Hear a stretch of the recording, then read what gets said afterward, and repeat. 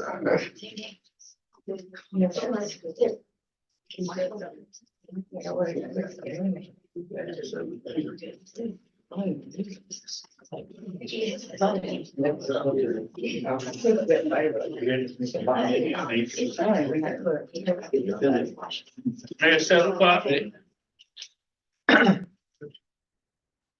well, good evening. We'll go ahead and call this meeting to order. It's great to see everyone here. Recording in progress. Regular May meeting. It's nice to have the public with us, as well as those who are on the agenda, as well as those joining us from Zoom as well. Thank you all for that. It's good to have a full council as well. With that being said, Mr. Huntley, would you give our invocation, please? Sir, let's all pray. Our Father, God, we thank you, Lord, for just being God. Thank you, Lord, for watching over us and giving us this day. We ask now that you remember the families that lost those officers and shot. Be with that whole community. We also lift up our first responders and our police. Lord, be with our mayor and this council. Be with our manager and his staff. We also uplift our military. Be with them, wherever they may be and may be doing. It always will be in God we do trust. Amen. Thank you, Mr. Huntley. Let's please stand for the Pledge of Allegiance. I pledge allegiance to the flag of the United States and to the republic which stands one nation under God, indivisible, with liberty and justice for all. All right, thank you all very much. Frank, do we have anyone sign up tonight? Yes, sir. Have two. Thank you, sir. All right, we have a couple of folks signing up in the public comment section tonight. We'll start out with Miss Marlene Griffin.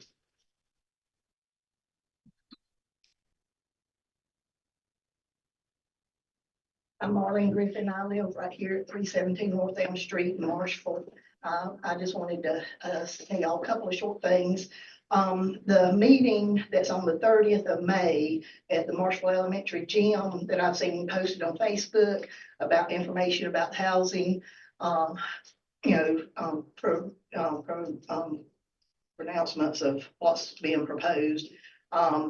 Can that not be put on the sign of the ABC board? Like the town puts things about the Easter egg hunt and this and that about what's happening in Marshville. Could that not be posted there as well, since it will be of interest to the citizens as much as the activities that's going on with recreation? That was my first question. Okay.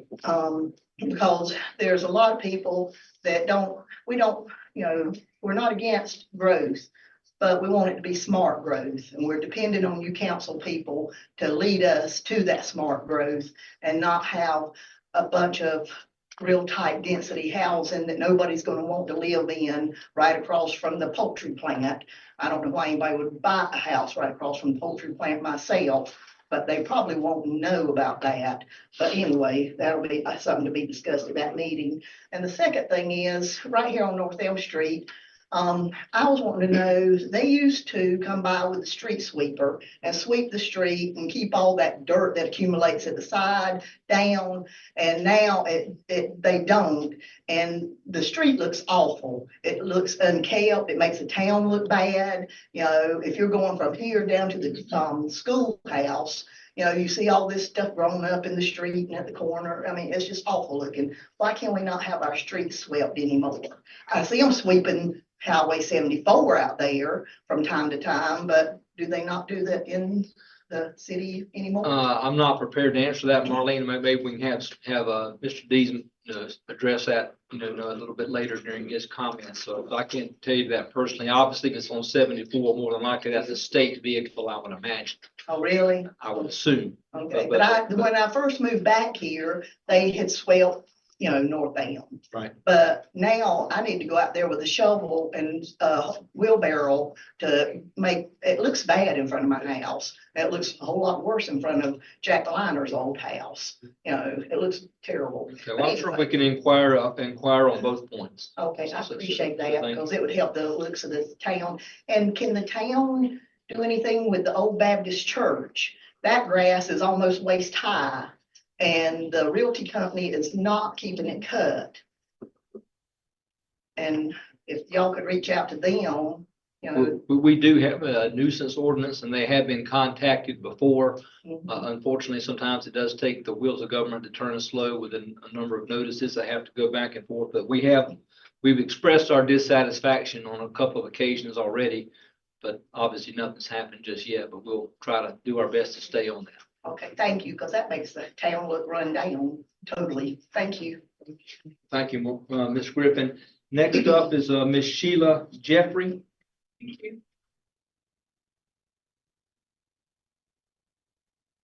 Good evening. I'm Sheila Jeffrey. I'm a resident of your extraterrestrial jurisdiction, so I'm in your ETJ, and I live along Old Peachland Road.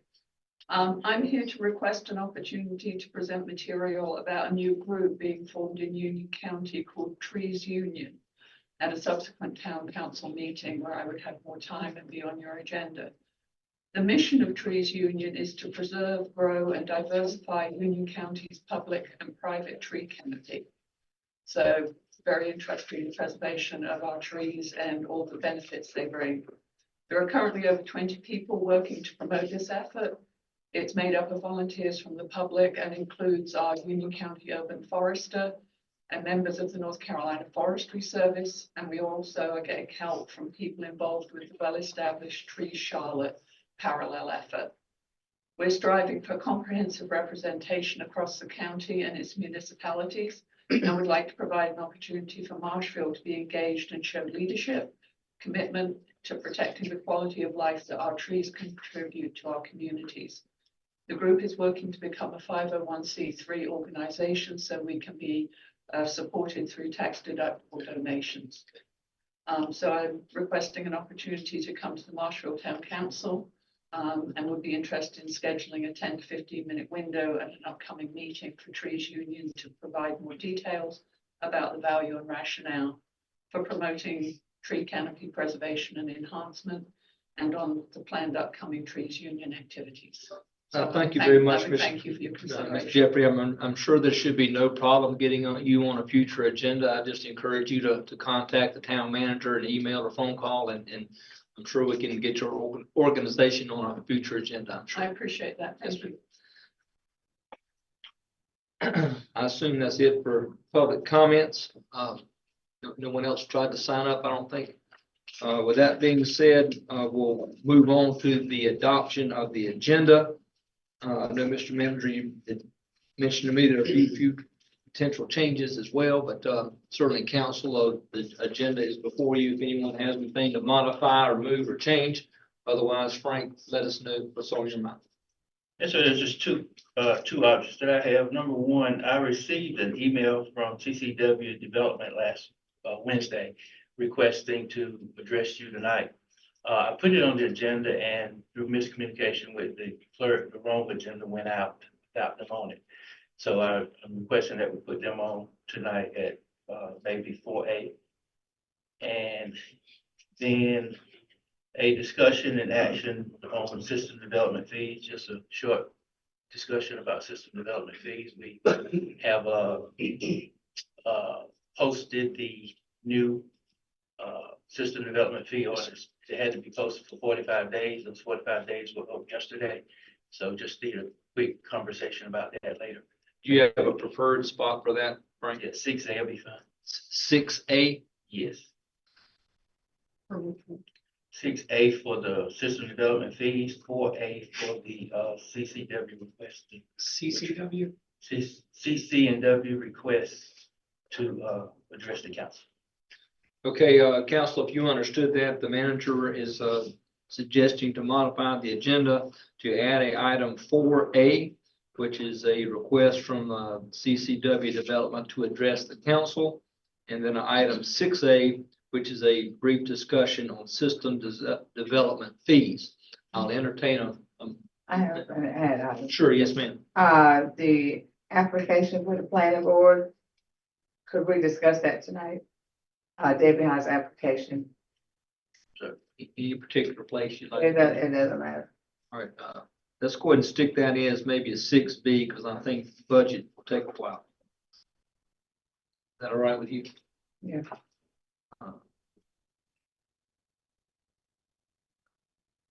All right, so we'll add 6B, which is to discuss the vacancies on the zoning board and the application currently submitted. Anyone else from council have any modifications or suggestions? If not, I'll entertain a motion to adopt the agenda as amended. So move. Second. We have a motion and a second on the floor to adopt the agenda as amended with items 4A, 6A, and 6B added. I'm sure the clerk has that noted. Any questions or discussion on what we're doing? All in favor of that motion, please say aye. Aye.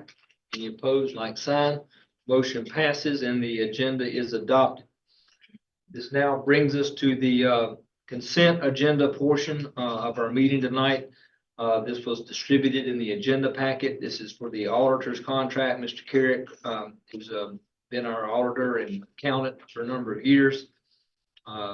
This is for his contract, the March 18th work session minutes and the April 1st regular meeting minutes as presented in the consent agenda. I'll entertain a motion to approve that consent agenda and will modify as you see fit. So moved. Second. Motion and a second to adopt the consent agenda as presented. Any questions or discussion? All in favor of that motion, please say aye. Aye. Any opposed, like sign. Motion passes. Consent agenda is adopted.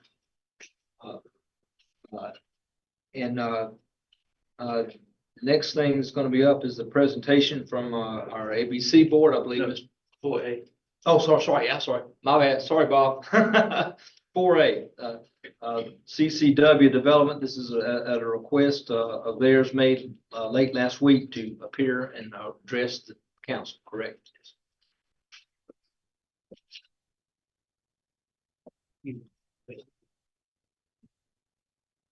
Okay. Yeah.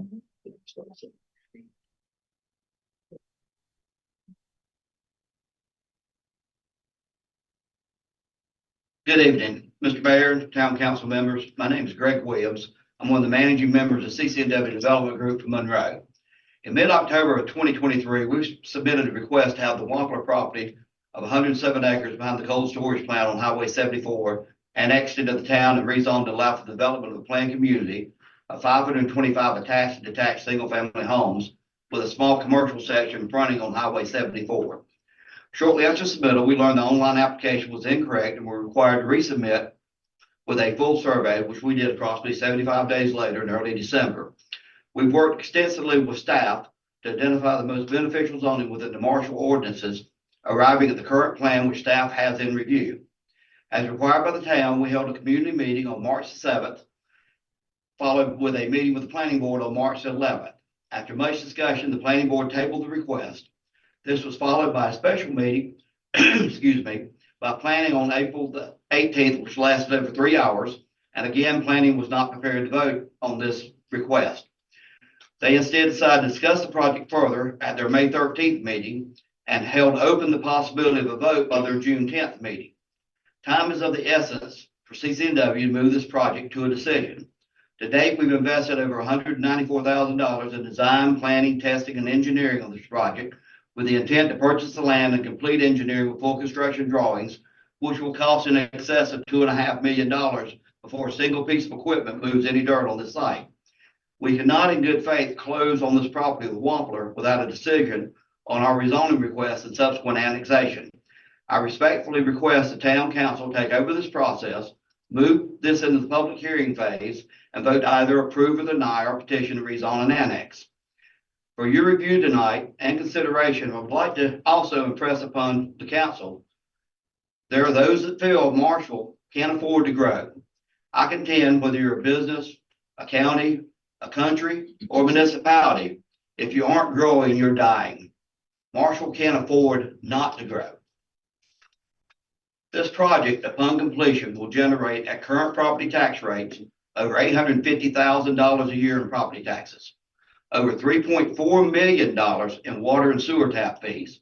It'll create 524 new households buying water and sewer service from the town, on new lines paid for by the developer.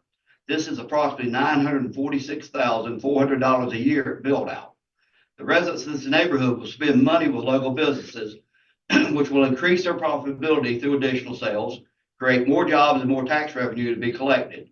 The largest employer in the town, Wampler Foods, has stated their intent to use the money they receive on the sale to improve their current facilities and create more jobs with the proceeds from the purchase, which means almost $2 million will be spent in Marshville from this land transaction. We identified over 80 commercial properties within the town limits and began a week or so ago approaching local owners of these properties and businesses. To date, over half have signed a petition of support for Taylor Ridge, our project, with only 3 stating absolutely not, and a few being a little hesitant to want to sign because of concern that they might anger those folks who oppose such a project. We hope tonight the council will see fit to approve moving Taylor Ridge to public hearing and vote to determine the future at the earliest opportunity possible. Thank you for your consideration, and with Mr. Mayor, with your permission, I'd like to leave copies of our petition. Please do, sir. I don't know if you have copies or just submit it to Ashley or Frank. Thank you, sir. And Frank, I would suppose that you might have some follow-up comment about timelines or something Okay. to walk us through. Yes, sir.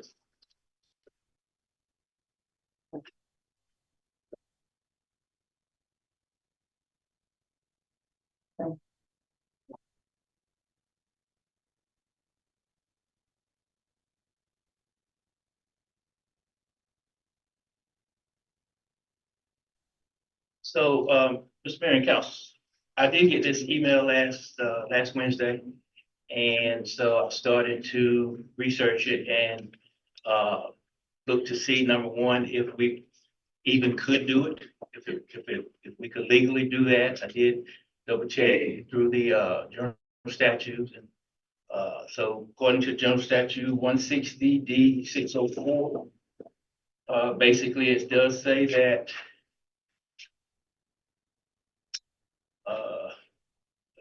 it has some other stuff, but I'll just go to this line. If no written report is received from the planning board within 30 days of referral of the amendment to the board, the governing board may act on the amendment without the planning board report. The governing board is not bound by the recommendations, if any, of the planning board. So legally, you can do it. As Mr. Williams said, the planning board received the application around March the 11th. So that's like 60 days today. From what I understand, planning board won't be meeting this month at all. They won't meet again until June. So they won't meet the 13th or the 23rd. They were talking about 2 different dates, but as I understood it today, actually, that they won't be meeting at all this month. So that'll be another 30 days if you leave it as is. So even if the council were so inclined to do this, how, I know there's still, you don't bypass hearings or anything like that. How would that like play out even? I'm just curious. Well, you have a public hearing. And if you decide to do it, the earliest you could do a public hearing for the rezoning would be June 1st. Because a public hearing, a legislative hearing, has to be publicized at least twice before that time. So even if you call for the public hearing today, the earliest you could call for it would be June, first meeting in June. Isn't there a sufficiency something in there? But that's, yeah, I'm getting to that. Okay. Getting to that.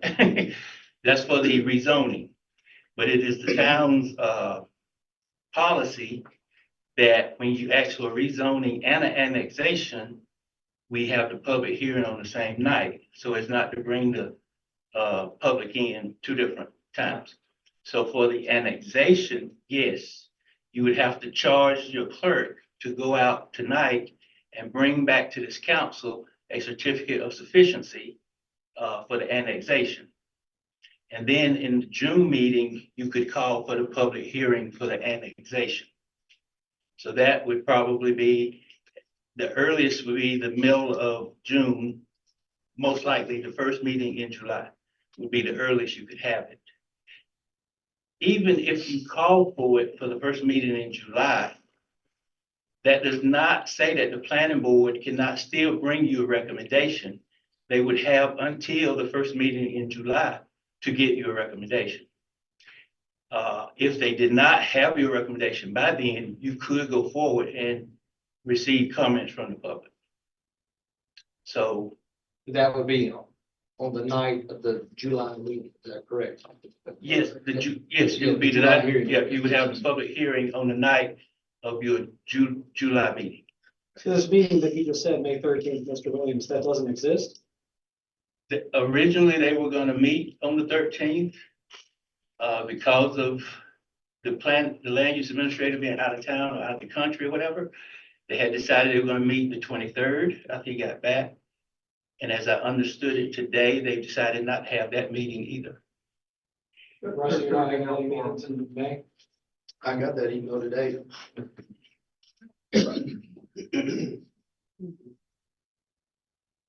So okay, go ahead, I'm sorry. Please. I feel as though this is out of the ordinary for the planning board to wait this long to give us information. Since I've been on the board, I've never seen it where we had to wait to get information we needed to make decisions. If they're gonna take that long to do what they're going to do, I'm just wanting to see what everybody's have to say, but my recommendation is to go ahead and, move forward. Because it should not take that long for them to get us the information that we need. And if Have anybody spoke with the planning board to see why it's taking that long, like what's coming up with the planning board? We met, I mean, I haven't met with the planning board, the whole planning board, but we talked with the chairperson. And basically from what she said is they're just going through their steps, their due diligence, et cetera, et cetera. And to the planning board, let me say this. This is totally new for all of us, including the planning board. I get that. It's totally new for all of us. And to the planning board's benefit, and certainly, Mr. Johnson, okay. I'm sorry. I've listened just vaguely to some of the meetings, and there have been some really pertinent questions asked, and which is a good thing. There have been some that were totally off topic as well, but that's neither here nor there. It's something new. But at the same time, I feel like we owe it to people who are interested in developing here to at least give them their, not this day in court, so to speak. And if they come to a public hearing, that doesn't approve or disapprove. You have the right to vote later to approve it or disapprove it. But the public hearing, that's the first step before you can start to discuss it, to approve it or disapprove. I have two questions. Number one, when does your option for the land expire? Is there a cost for your, to continue that option? Our contract, the way we set them up, we generally give ourselves somewhere around 300 days from date of contract. So you have And we till go through September. auctions. So we actually will be pushing that 300th day, July the 18th. Okay. So short of Wampler agreeing to extend the contract, which we have not approached them yet, because we wanted to see how you guys responded to it. July 18th could be our drop dead day. Because, we can't justify spending that amount of money, not knowing where we are in the rezoning annexation process, because without either, we don't have a project. My next question is there a formal presentation that's going to be presented to the town council? I've had the privilege of going to the community meetings and attending all the planning board meetings, but a lot of these people have not. So if I hadn't researched this on my own or been a part of those meetings, I wouldn't have a clue what you're doing. If you call for the public hearing, then you would certainly be within right to have them come and present to you. Land use administrator would present to you. Technically, the project itself is going to require some conditions. We have time to get those conditions together for you, the staff will. So you would get all the information you needed between now and the public hearing. Through him as a Oh, yeah, presentation? yeah. Or just? Absolutely, I would want to give Yeah, the presentation again. I guess what I was trying to emphasized was, if you don't call for the public hearing and leave it with the planning board, it is not appropriate for them to address you with a presentation. It's only if you call for the public hearing, so that it's now getting ready to come to you, then they can address you with a presentation.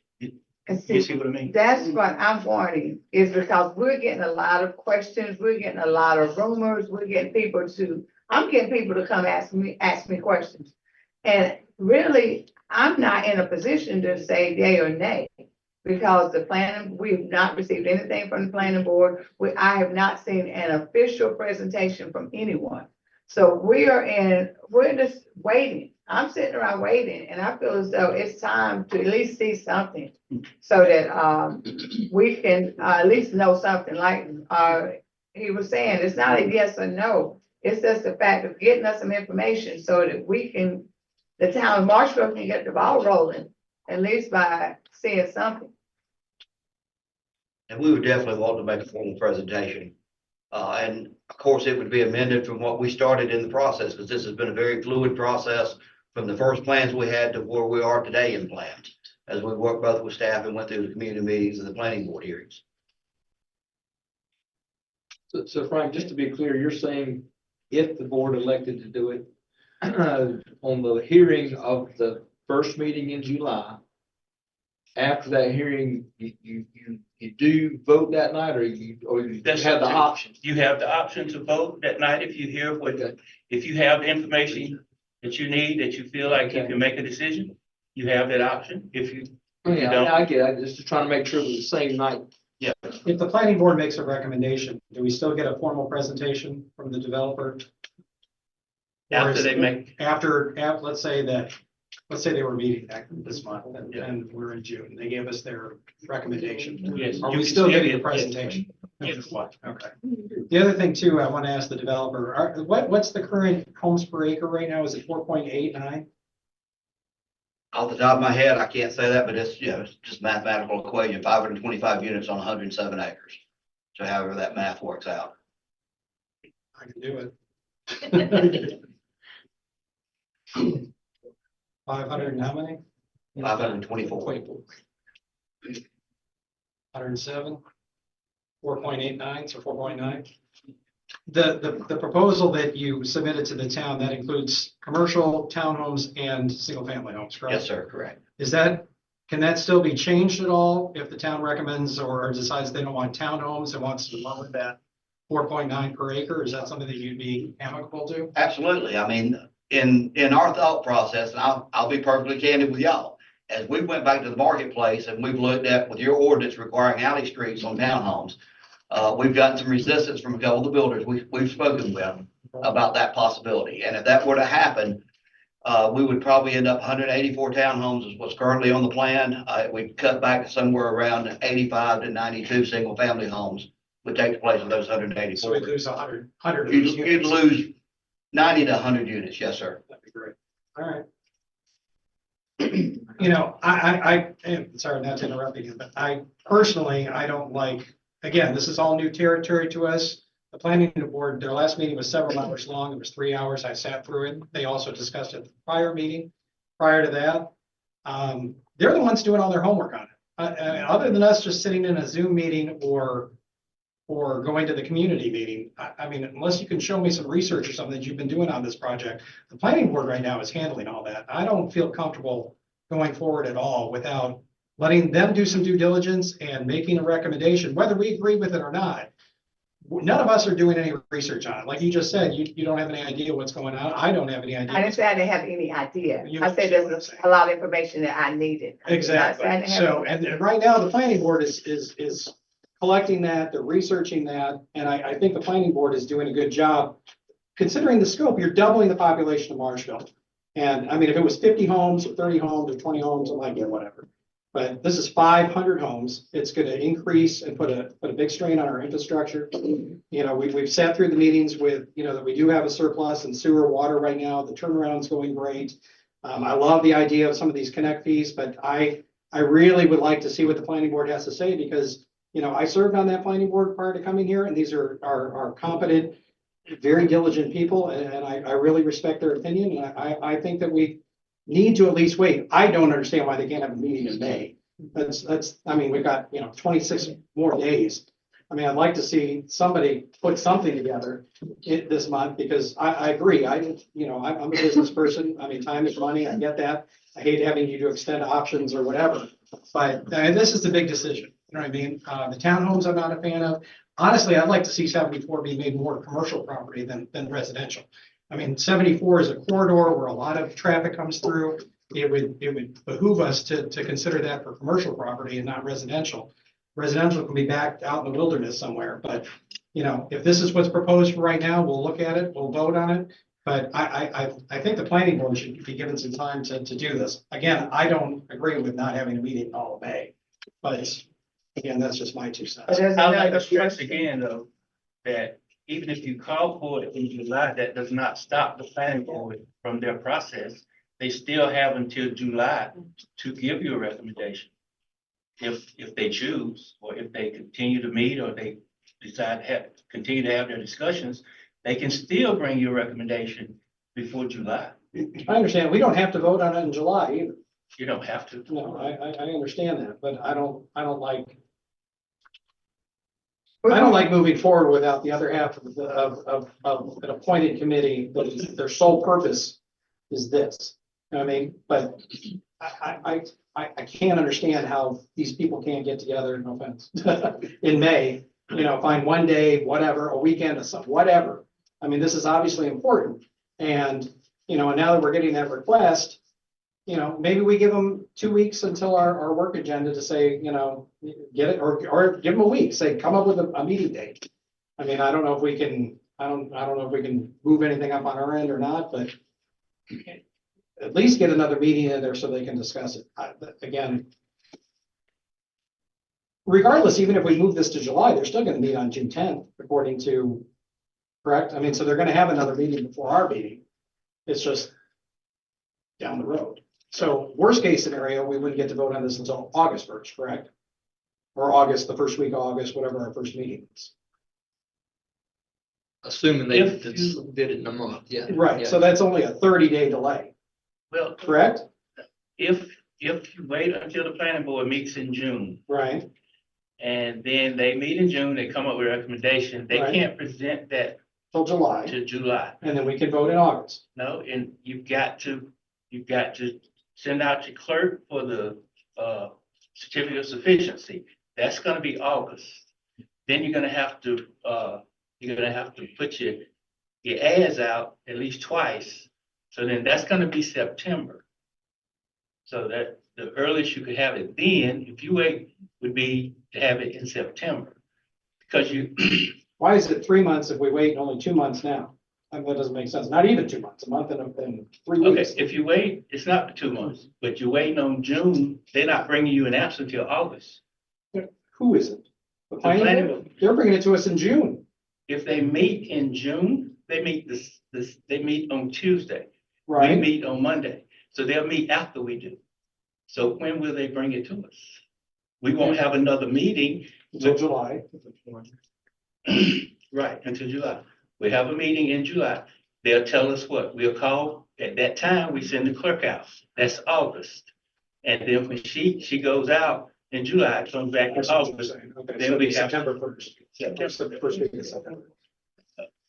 Again, I say, irregardless, you still can, you're not going around the planning board, you're giving them until July to come up with them. It's just that the difference is this, if they come up with a thing in June, if they come up with a quote unquote recommendation in June, the public meeting is already set for July. So when they bring you a recommendation, then you receive the public's comment at the same time, then you're up for discussion. So technically, you're doing the same thing. You're giving them until We're July. just moving up our vote 2 months, essentially. But it doesn't move up your vote. It moves up the public hearing. You can vote that night, but you don't have to. You don't have to vote that night. If after the public hearing, you listen, you say, yeah, I'm still not convinced. If we go this route, when would the formal presentation be made to us from the builder or the developer? We just have to schedule it. And that would be on on a first week meeting or a work It'll session? probably be on a work session. Possibly even the next one, I just have to look at the agenda. But with us not voting and with us, we're just getting information. But we're getting the information too that we need. The planning board may come with recommendations and we have thoughts in our mind, that our minds can always be changed. But I would love to go ahead and get the ball rolling with us. I'm not saying go around the planning board and not let them do what they're supposed to do. I would too. Yeah, I'm not I would excusing too. the planning board, but. I will I mean, say I'm that- just No, saying- I don't think we should step Let over me the move planning forward. board. That's what the planning board is there for, to get things situated. I'm not calling it stepping over. I'm just saying. But like give if us we information. can Let me keep do the can initial and going keep the on. beat so they can go ahead and start the process dealing with, having them come in and do a presentation. Hopefully the planning board will come back before we get to make a decision, so they can have a decision already made for the council. We need to Even with, stop- I think the presentation may help them too. we need to stop I mean, kicking the because- can. We need to stop kicking the can down. the But if road. we do have a presentation from from CCW, where will it be? This building right here cannot hold the people. The presentation would be for you. Okay. They've already had it. Yeah, We don't. it would be for you.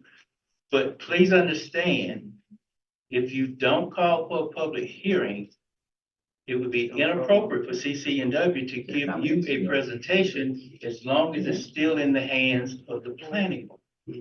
That's inappropriate because they're dealing with the planning board. They gave them a presentation.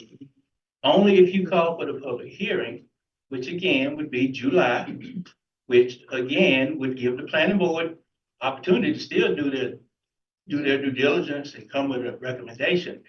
But it opens up the door to allow you to call for a meeting with the developer to get up to speed, so to speak. You know, the developer submitted an insufficient application the first time, which cost them 75 days.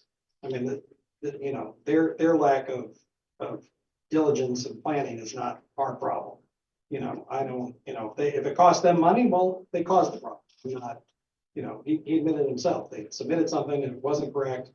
And, you know, for whatever reason, and, you know, he could have waited to submit that until he had all his ducks in his row. Jonathan is excellent at pointing out what needs to be done appropriately. I don't know, I just feel like the planning board should have the ball. I see what you're saying. I can appreciate your position. But, you know, my faith right now is with the planning board. You know, we can vote appropriately, but, this is a big decision, you know what I mean? And moving it up, I don't know if it's gonna help or hurt or whatnot, but. Okay, just a couple of things that I'm hearing, and certainly not defending CCW or Mr. Williams at all, but you know, again, as Mr. Passerelli said, you know, time is money to developers, and we understand that, but that also should not necessarily force our hand. It is a big decision. Everyone in this room could admit, we've never been here, you know, and not in the history of this town.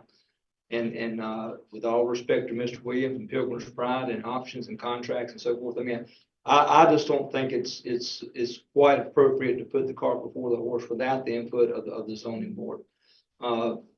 Just because of the formality of the process. Now, I do believe we got caught at an inappropriate timing with the no May meeting and basically, if we decide to do it, you're basically forcing the zoning board's hand to make a decision in June, which I'm not saying is necessarily inappropriate, but that's basically the message you're sending.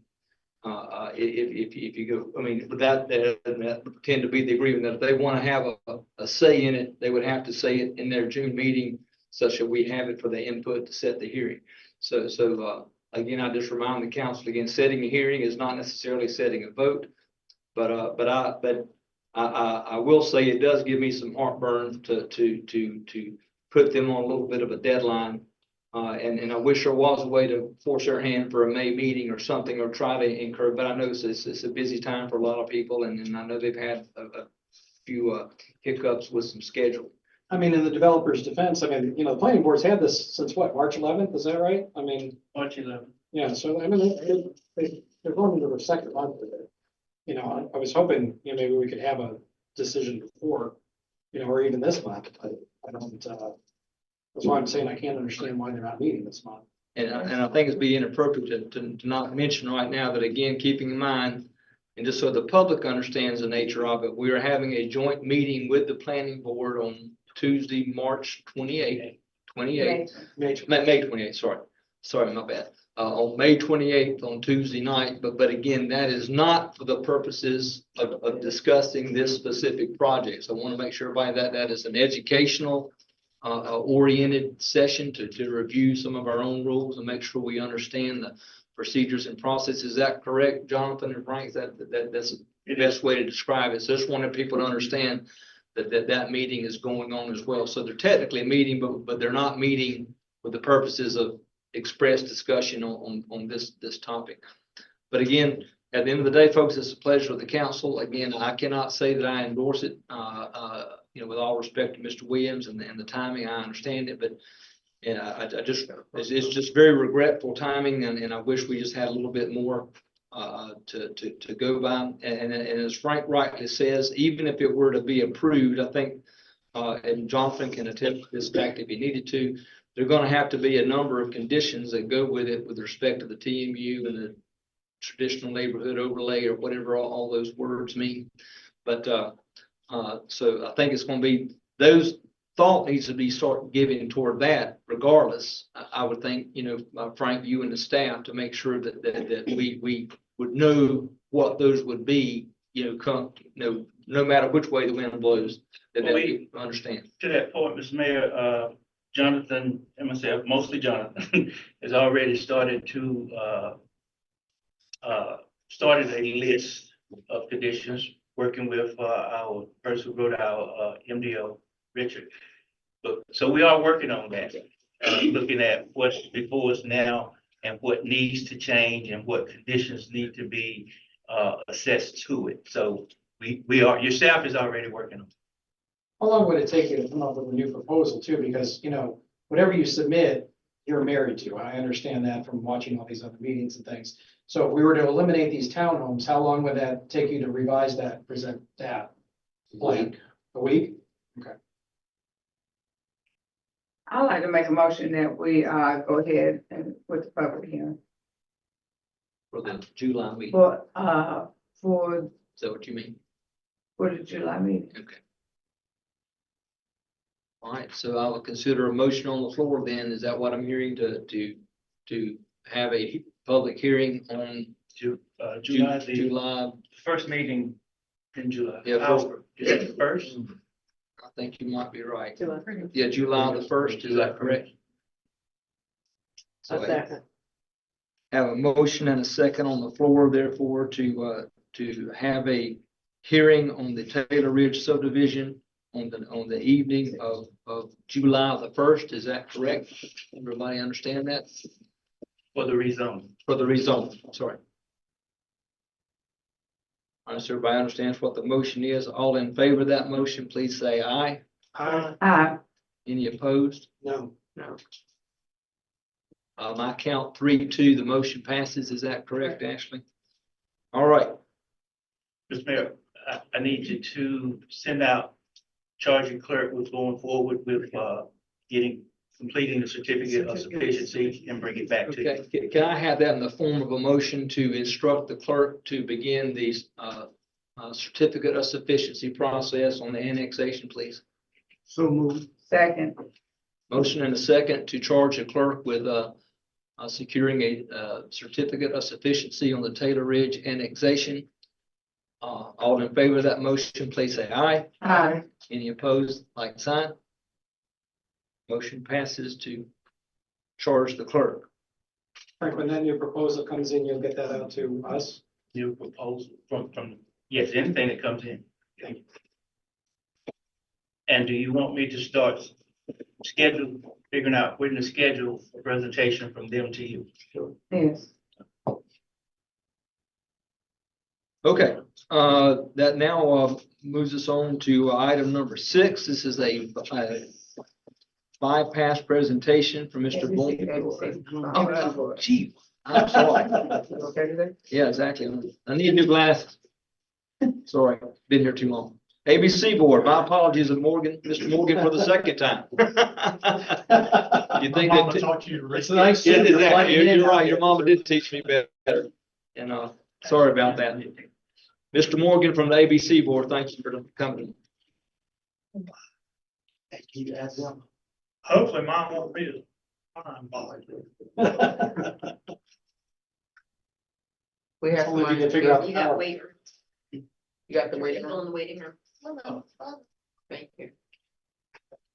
You know what I mean? I do not. No.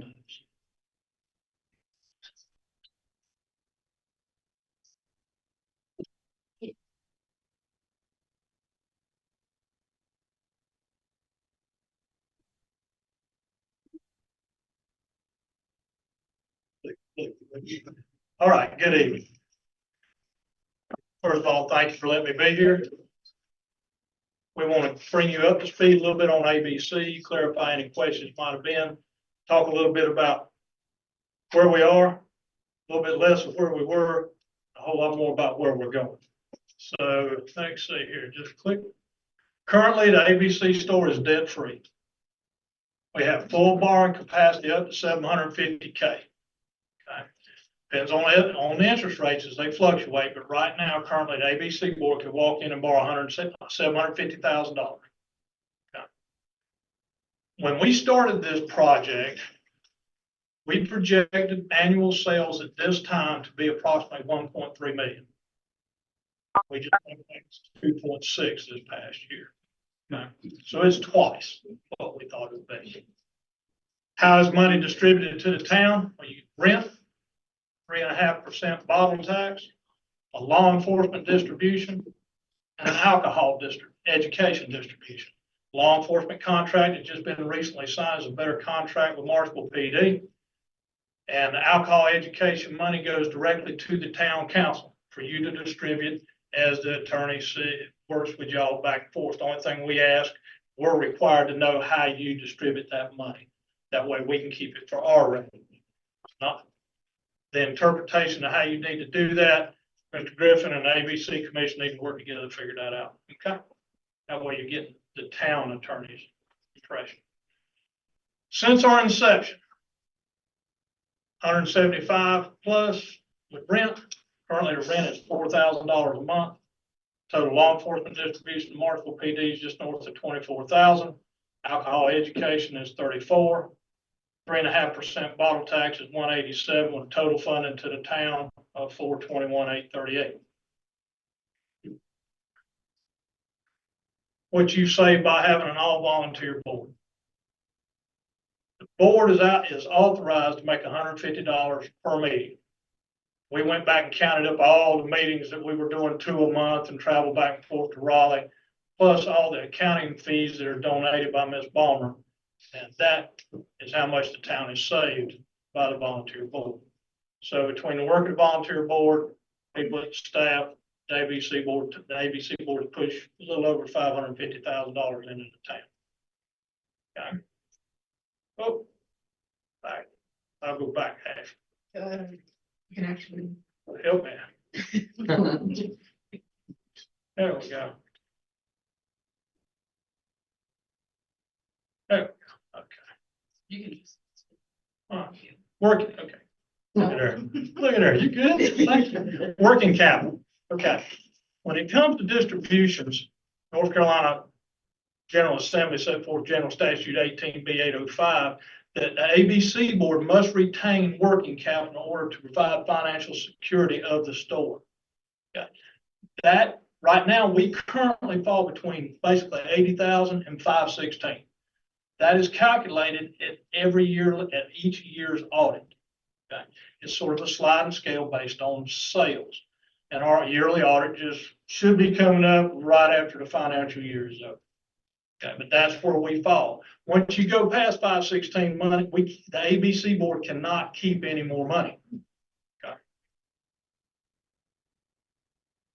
Where the money went in 2023? Hold on, let's see what I do with them.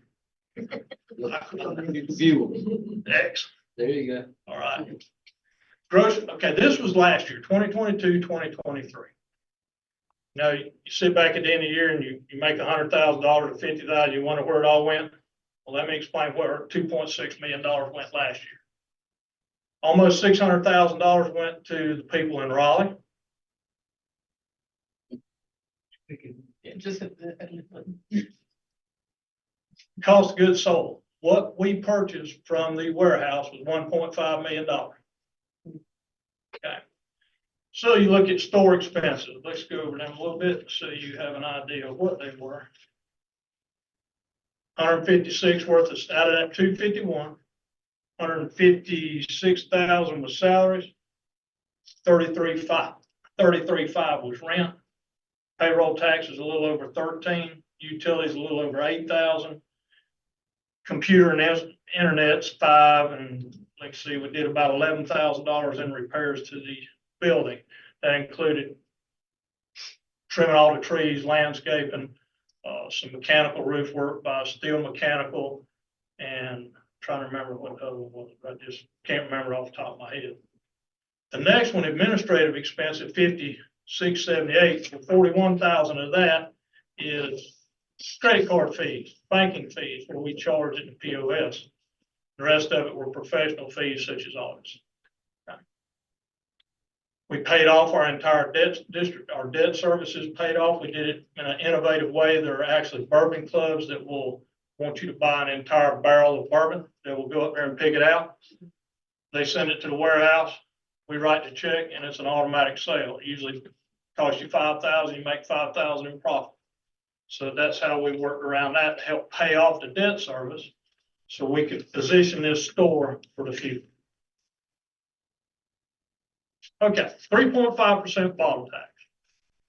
We did not know as a board about the 3.5% bottle tax until last year. So we went back and recalculated it. In 2019, there's no bottle tax due as we were operating at a loss. Okay. 2020, 2021, respectively 30,000 and 41,000. That money was used to purchase more inventory to improve the financial status of the store. In our discussions with the ABC Commission, they don't expect startup stores to even consider that. Most appointing authorities and the ABC board have an agreement until they can get set up, get their debt service done, that's not collected. We didn't even know about it to even come to you about it. In the future, town council, ABC board can negotiate out that, or they can move forward and try to figure out how we're going to handle the future growth. It's totally up to you. That's owed to the town currently. So to the people, yeah, that's right. All right. So last meeting, the ABC board requested $20,000 setback capital outlay. I understand there was discussion about software shelving and basically square footage. So what is the best path forward to increase the financial returns to the taxpayer? Well, let's take this apart. When we first started this venture, we were told that we would not create customers just by having a store. That the customers were here. And that gave us the idea to look at the census, project it forward based off a community of our size with a bypass ending around a metropolitan area. Our projections for 2024 was, at that time, the zip code population 28103 was 10,800. We projected it forward to 2024, and it was showing approximately 22 to 24,000 people. There was a variable in that called COVID. Nobody saw that coming. Well, I believe you're starting to see it coming now. Okay, you've got Taylor Ridge, you got Redford Place, and anybody with access to a computer and GIS can easily figure where there's going to be more. Okay, so if we're taking our population now and doubling it, we have to have a forward-looking way of adding on to that store to increase sales in order to return the maximum amount to the citizens. Right? You can't understand it until you understand our line of supply. Lines of supply are not linear. It's not sitting in Raleigh with somebody going, Marshville ABC is going to get this. We're going to look after them. That's not the way it works. LB&B in Raleigh is run by a contractor that contracts with the state of North Carolina. All the distillers bring their product there. The deliveries are every 2 weeks. What makes our store different is that management team. They get up early in the morning and they look what's available. And they say, okay, we don't need this right now, but we know we're going to need it in 2 months. And Maurice and his staff have figured out his customer base. For example, Hennessy, certain other things are in high demand. Okay. And if it isn't at the warehouse when he needs it, then he's not going to get it. The worst enemy this store has is empty shelves. We went through that in 2020 and 2021 while we were learning. Okay. That is why Marshville is successful. You see these people standing out there in front of that store, there's a reason for it. Okay, so we're looking at software, shelving, or square footage. This is our second set of software that we have. Okay, it is the most up-to-date software inventory management system in the state. We were one of the first ones to jump on it when it came available. It has POS. It can tell us exactly what's brought in. Maurice can tell exactly what he has.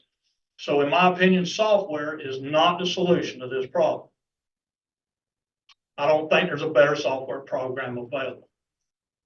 Shelving. Well, since Stephanie and I had signed for that money, when we figured the best way we can save as much money is to look outside the box. When we first were approved by the ABC Commission to put in a store, they said, here's a list of shelving suppliers.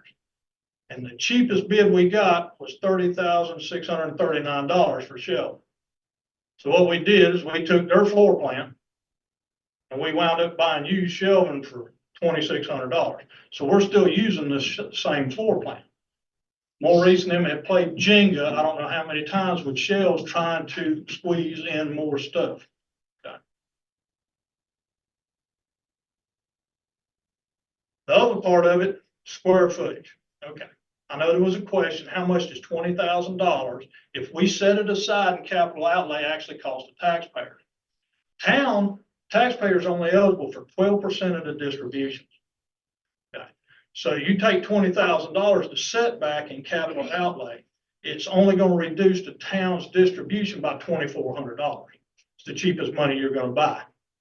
Okay. Currently, Wingate ABC has a $500,000 setback waiting on capital outlay. And they're right up the road. Okay.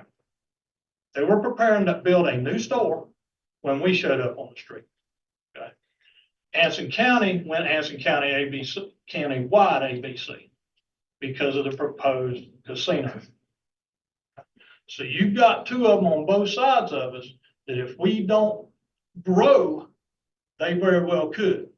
And at that point, we lose income in the store. Okay.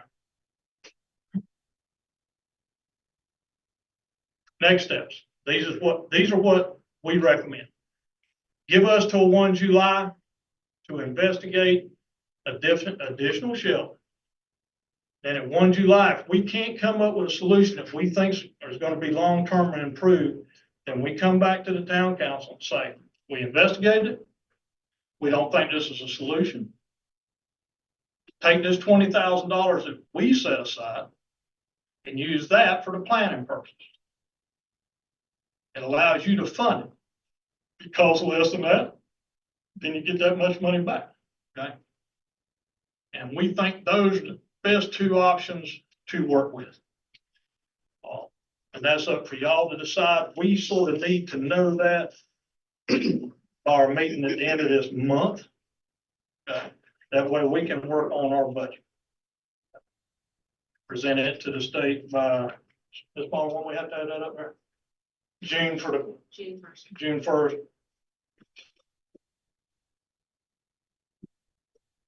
All right. Are there any questions of Mr. Morgan or Ms. Balmer while they're here before we talk about it? Anything that you've seen or might have a question about?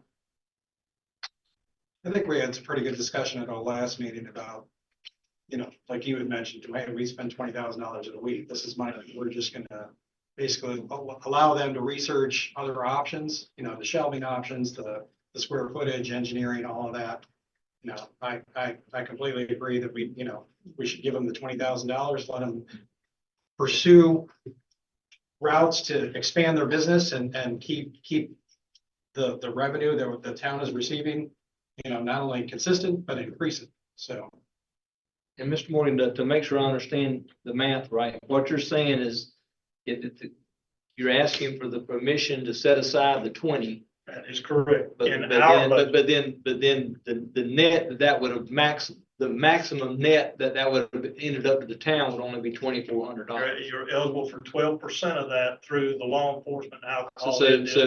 So we're only giving up $2,400. $2,400.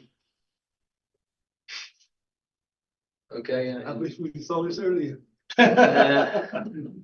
Got it now. Yeah. Which is why he's here. Wish we saw it. He can explain it better than I can, so. So what you're asking first is step one, step two, if this doesn't work, then the 20,000. Okay.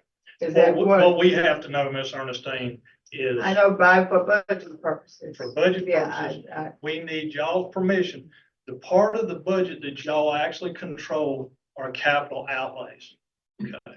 We have to ask our appointing authority for permission to set aside capital outlay for any kind of improvement. Okay. All right. Keep in mind, year before that, we spent $11,000 just maintaining the building. And the other opposite side of the coin is if it's our building and we wanted to investigate it, it costs us $20,000 in real dollars. What it would cost you, it would cost the taxpayers $20,000. Right, that's what I mean. This way is costing the consumer $20,000. Right. Because it's his money that's coming in. Right, Okay. right. Some of them might be citizens. A Yeah, lot of them are but passing down the it's highway. kind of future dollars. That's right. And then this way, if the town council, we say, need to add on to the store, need to add on the store to stay competitive. You see how much money we brought forth to the town so far. Those two developments are almost gonna be as close to Wingate as they are Marshville. And if we don't have a suitable size store to have the stuff on the shelves, then they'll just go up the street and then we lose money.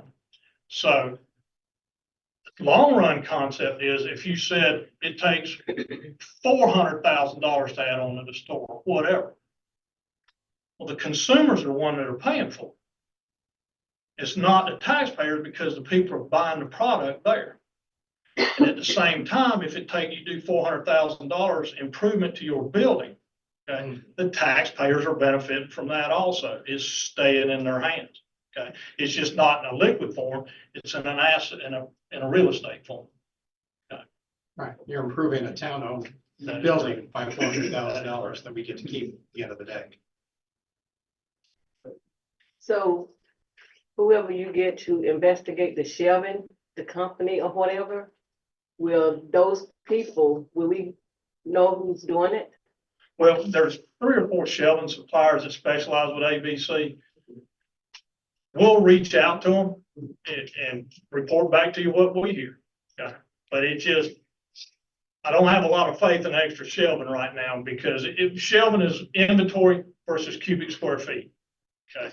And you can only go so high. All right. And you can't ask employees to lift stuff so high. And currently we're having to reduce inventory for a short time until we get caught up Memorial Day. This store is different than everywhere else. Most stores are either from October to New Year's or they're beach stores, but because of that bypass out there, we're from May to New Year's Eve. Okay. So it's a different kind of store. We just need, and you don't, all you gotta do is send word to us, let us know, hey, we allow you to do this, whatever. And we can adjust at the end of our May meeting. Okay. But as this is our main voting.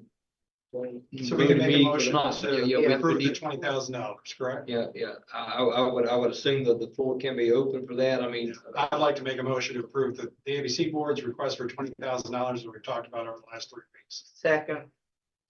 we have a motion and a second to allow the Marshville ABC board to allocate $20,000 in capital outlay expenditure for the investigation process of additional square footage. That is the motion, correct? Yes. All right. Any questions or discussion? I have a question. Yes, ma'am. Are we gonna add the first part of that to it too? I think they're willing to do that. No, I think I want to add. Put it in the motion. I want Okay. a part of the motion. So I'm going to amend my motion to Include approve the step. $20,000, but also include the Marshville ABC Board investigating additional shelving options and report to us no later than July 1st of this year. Second. Motion and second on the floor as amended. Any other questions or discussion? All right, therefore I'll assume you're therefore ready to vote. All in favor of that motion, please say aye. Aye. Hi, Any opposed, like sign. I assume it's a 5-0 vote, correct, Ashley? Thank All right. you. Thank Got you. one more thing, Oh, okay, Oh, forget. all right. and it doesn't have to do anything with money. We've set you up a perfect store. Debt-free, got the best management staff in this area. But all things don't last forever. We got some board vacancies coming up. And we're trying to stagger these so we maintain a quorum and give you time to recruit new members. I strongly wish that you will see Maurice and log into the ethics course that we have to take. That way you're familiar with what we operate under when you go to pick new members. Mr. High has battled significant health problems and is doing well, but it's time. Miss Patty's been with us from the get-go. It was me, Miss Dora, Mr. Olin, Miss Patty, and Miss Ballmer. We did it from the get. Mr. Prince has fought and defeated cancer and is now working full-time and doesn't feel like he could give full-time and duty to it. And as much as I'd like to stay and see this go, folks, there's something else that's really personal to me that I gotta take care of. And that's gonna be building that Veterans Park. There's only so much time I've got free about. So I'd like to see all y'all on November the 11th when we dedicate that new park. And you're totally welcome, but they asked me to lead that up, and that's what I'm gonna do. Bob, do you care to comment on any criteria for board members? I mean, how does? The biggest thing I'd say, Larry. Yeah. Is ethics, Okay, ethics, okay? but there's no geographic restrictions, city Not that we limits, know of. not, I mean, No, we know. okay. You will see how important ethics are. When they get on that board, they'll get a lot of pressure to do certain things, and they've got to understand not to do it. That's why there's lines out there in front of that store. Okay?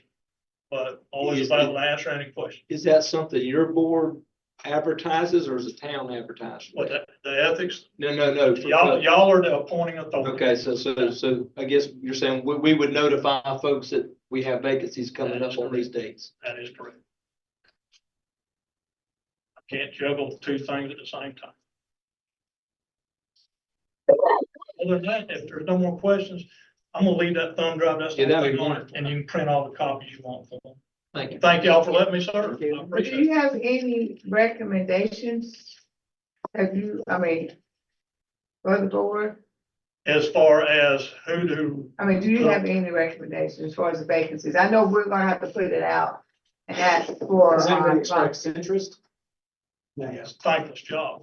Y'all ought to know that. Well, this is the Oh, yeah, first time. yeah. hearing Yeah, of the vacancy, well, so. They, we discussed it. Veterans Park's picking up.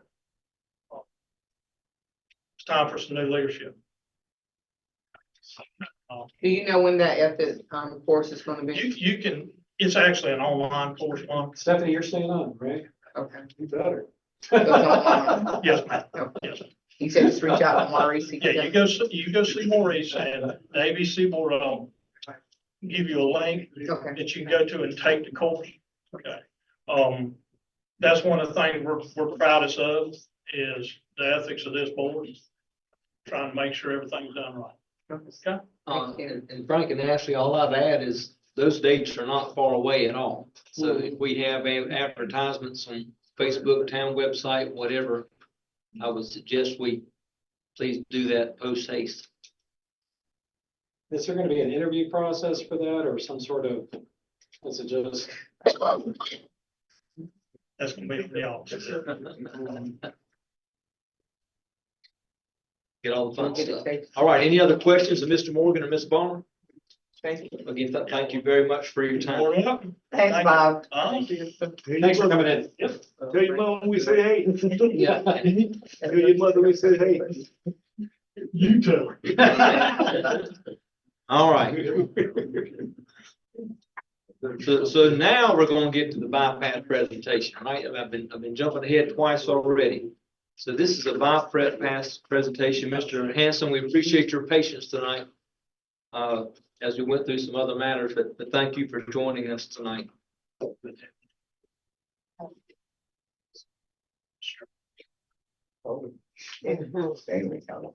Yeah. Sure, that was go up. Thank you, Mayor, members of the board. My name is Bjorn Hansen. I'm the long range planner for Union County and do transportation and land use planning. So I sympathize with the rezoning that you're going through. We deal with quite a few of them and they take a lot of work. This is an update on the Marshville bypass, something that Frank and I talked about more than a month ago, and asked me to provide a presentation. So the fact that the developer for the project on the west part of Marshville is here is just coincidence. So when we talk about the bypass, this is a design that was done several years ago. It's a feasibility study only. It doesn't mean that these are the approved designs that would go to construction if this is ever funded. This is just a more detailed rendering of how it could work based on the current comprehensive transportation plan. So here we are on the west side of Marshville with the existing Monroe Expressway with an interchange to connect in and take the Marshville bypass to the south. And then on the south side of Marshville, it really parallels 74. There's one interchange on the south side. Here, Lansford Road, that's Lansford Road. And then again, this is all in Marshville or it's ETJ. And then to the east connects back in with US 74. So potentially 2 or 3 interchanges with US 74. Not sure if this really counts as an interchange, but the other 2 definitely behave like interchanges. So where does the Marshville bypass come from? This is something that Union County, DOT, the Charlotte Regional Transportation Planning Organization, and the town of Marshville have worked on for some time. About 6 years ago, we partnered with the town to do a corridor study as the Monroe Expressway was opening, and there was a lot of fear of a lot of traffic coming through town. How do we deal with that collectively? So the town and the county did a corridor study. A lot of analysis was done for improvements along the corridor. And one of the questions was about, to the public, was about the bypass and whether the town wanted it, the residents wanted it. And the answer was yes, they did. They wanted to get the trucks out of central Marshville. And I think that's a very appropriate thing to say because diesel exhaust is poison, essentially. You are poisoning the residents of Marshville with 2,000 plus diesel trucks per day. So putting it out to the country and diverting that traffic would be an improvement. In terms of what to build, the DOT study of the corridor that was referenced in those designs established freeway as the preferred design standard. So it looks similar to the existing Monroe Expressway. Every time there's been a question of paying for projects, it seems like it becomes more and more dire. So things like tolling have become an option for more and more corridors. And that's something that could be considered here on the Monroe Expressway, or I'm sorry, the Marshville bypass that we'll get to in a second. The Union County 2050 comprehensive plan identifies interstate status as a necessary factor for corporate site selection, which means a long-term vision of having US 74 from 45 and Matthews all the way to Rockingham as an interstate. We don't even know about some economic development opportunities because when the site selection people hear that any potential site is not at an interstate interchange, it just gets removed from the list. So it hurts economic development efforts in the county by not having interstate access. I will note that if the Marshville bypass were funded, the environmental review process would look at a lot of options. The Wadesboro bypass, half of which is funded, is looking at alignments to the north and south of the town. So they have an alignment, it's kind of the flip of Marshville, it's on the north side of town. They're looking at alignments on both sides for evaluation. So just because this alignment looks very precise in the comprehensive transportation plan, it's not. It's really a starting point for discussion. So So the interstate would cross back over 74? the interstate would be the designation of the Monroe Expressway, plus the Marshville bypass. But if you're gonna be on the south side of Marshville, and you're gonna be on the north side of Wadesboro, it's gonna have to cross back over 74. It would Yeah. go on the Marshville bypass, wherever the Marshville bypass goes, then connect to Wadesboro, and then wherever the Wadesboro bypass goes, it would go through that, and then it would continue east and towards Rockingham. So Monroe Expressway impacted US 74 volumes.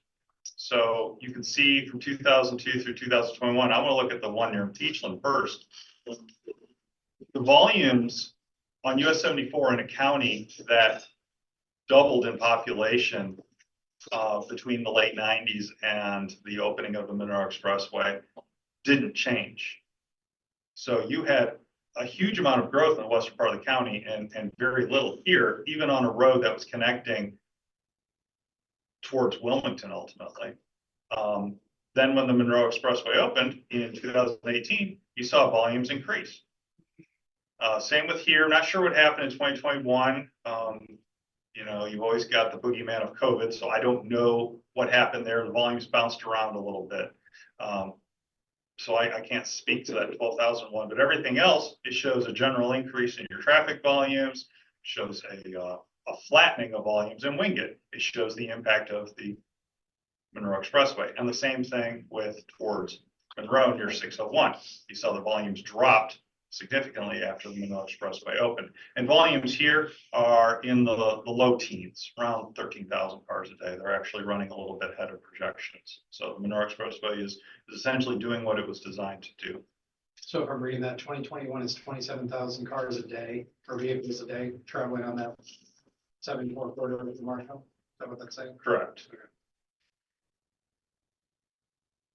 So what's happened since, honestly, the last time we spoke about the Marshville bypass and advancing it, which was 3 years ago, and it's kind of embarrassing to say it's been 3 years because honestly, the resolutions that we passed, the county and the town, were both to ask the DOT to study the Marshville bypass as a potential toll route to help pay for it. This was the first time it was requested of the DOT. It was a new policy, and honestly, their tool was not ready for prime time. The data it gave us wasn't useful. It didn't, because we asked how much traffic would there be and how much revenue would that generate and how much of the project could we pay for? Because a certain percent of the Monroe Expressway was paid for with tolls. It depends on how you calculate the costs and whatnot, but it's on the order of 40% of the cost of the Monroe Expressway is paid for with tolls. So we have asked the DOT to continue to develop the scope of work to actually do the study, and that's moving forward. However, it's not going to be ready in time for the long-range plan, which is called the Metropolitan Transportation Plan, when CARPO asks for project submittals later this fall. But what we have gotten them to agree to is we can use the assumption of toll revenue as a percent of the cost of the project to apply to the Marshville bypass to have it considered as a tolled project, if that's the decision of Marshville and Union County, mainly Marshville. We would be in support of you if you wanted to do that, to say, CARPO, can you evaluate this project in your long-range plans? Because if you want anything to be built, it has to be found in the MTP first. So project submittals will be in the fall. There is a cost estimate for the Marshville bypass. The tolling question, we have an assumption factor that we can apply from the Monroe Expressway to apply to this. And then it'll get evaluated in 2025. And And then we'll find out if it can even be fiscally funded in the next 30 years, which is a long time to think about. So what can all of us do now? Participate in the CARPO NCDOT study, which hopefully will be occurring this fall. Consider the project for submitting to CARPO later this fall when they ask for projects to be submitted, and protect the corridor as development occurs, which is a real life discussion that you are having right now. We deal with that all the time with rezonings as well. We do the best we can. It sometimes is a compromise. We sometimes don't have the best information, but once the easier routes are taken, it just gets more difficult and more expensive to build improvements. So this is an update. There's no request for a decision. I'm happy to answer any questions you may have. I'm not the DOT. I don't build the project, but I serve as the county's interface to a lot of these processes. Mr. Hanson, would you see this as a standalone project, or do you think it would be part of a bigger project eventually? I mean, you think they'd literally consider just bypassing Marshville, or do you think it, in order to get the impetus for construct, I mean, I know you're speculating, but. Well, each project stands alone. Okay. So this project could be its own thing. The Wadesboro bypass is its own thing. Upgrading to US 74 between Wadesboro and Marshville is its own thing. And then east of Wadesboro to the 220. Right, so they may or may not be grouped later on, perhaps. That would be the next project. Right. Once this project is funded, the next one is how do you improve 74 between Marshville and Wadesboro? Because those incremental improvements are what's needed to allow the DOT to assign a future interstate status to this road, which is a process that they just successfully got in the Shelby and Polk County areas west of Gaston County for US 74. They've had a Shelby bypass on the books for literally decades. It's being completed in the next few years. They now have a future interstate status for US 74 between I-26 in Polk County and I-85 in Kings Mountain. So this is a real thing that happens, but it takes a long time. Sure. What's the soonest you think that could be funded? I don't know. I mean, Not a decade. I mean, in terms of like turning dirt, no sooner than a decade. And that's if all the stars align. so realistically, I don't know. Yeah. I'm not even. 15, 20 years. right? I'm just trying to get, and how would this affect, based on what you just saw, this Taylor Ridge project? I mean, is that overlay going to affect that housing project they want to build? Okay, Yeah, that's how I was looking at it. but again, Frank, I think you looks- both, I'm sorry. Dealing with the Taylor Glen, I would. Doesn't that go through the middle of Taylor Ridge? Yes, but I would say that this big red caveat in the lower left corner of the slide is important, which says for feasibility study only. Right. So it can be adjusted, Okay. but How much you like your house? there it is. You mean right there? And Frank, you did email this to everybody, right? I think you did as part of the agenda packet, wasn't it? Yeah. Okay, okay, Was this? Okay, well, anyone have any questions of Mr. Hanson? He's been very, very patient to join us tonight and listen to our babblings.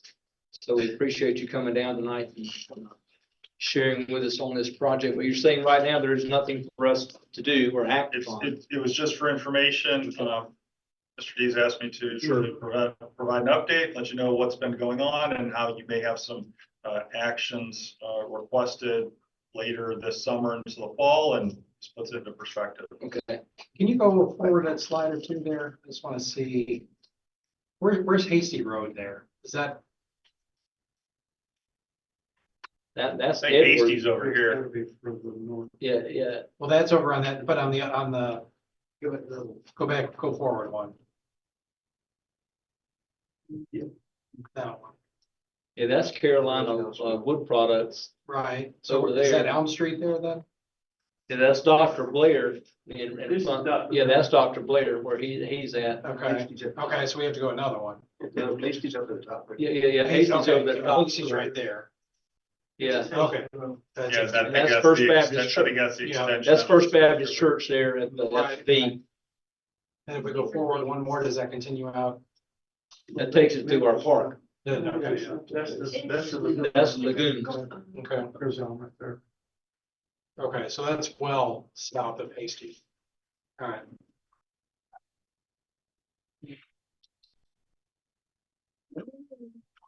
Okay, well, again, any questions of Mr. Hanson at all? Again, we do have this in our agenda packets if anybody wants to call it up later or look at it. And no action on the topic. Well, since he's here, something that he mentioned, I was gonna have in my closing remarks, I might as well go ahead and bring it to the light. We did get a letter congratulating us on the, awards of the 211,300, the bike pedestrian.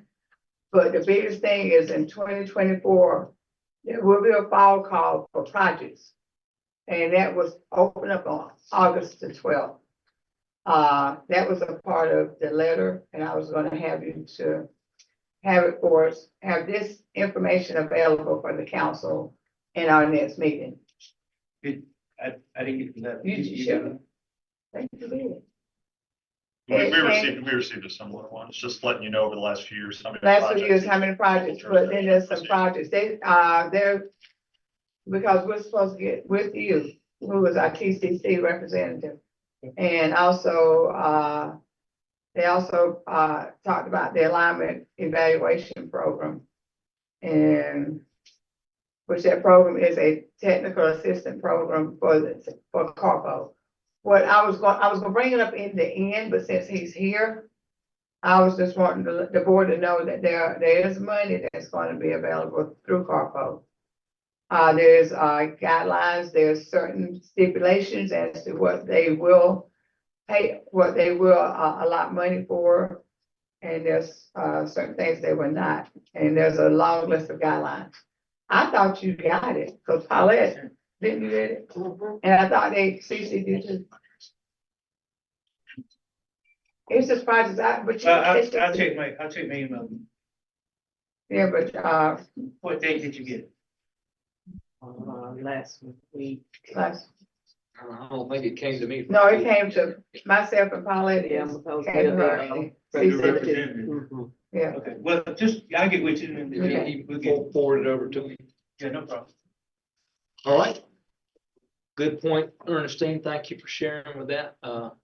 Anything else on this topic for this evening?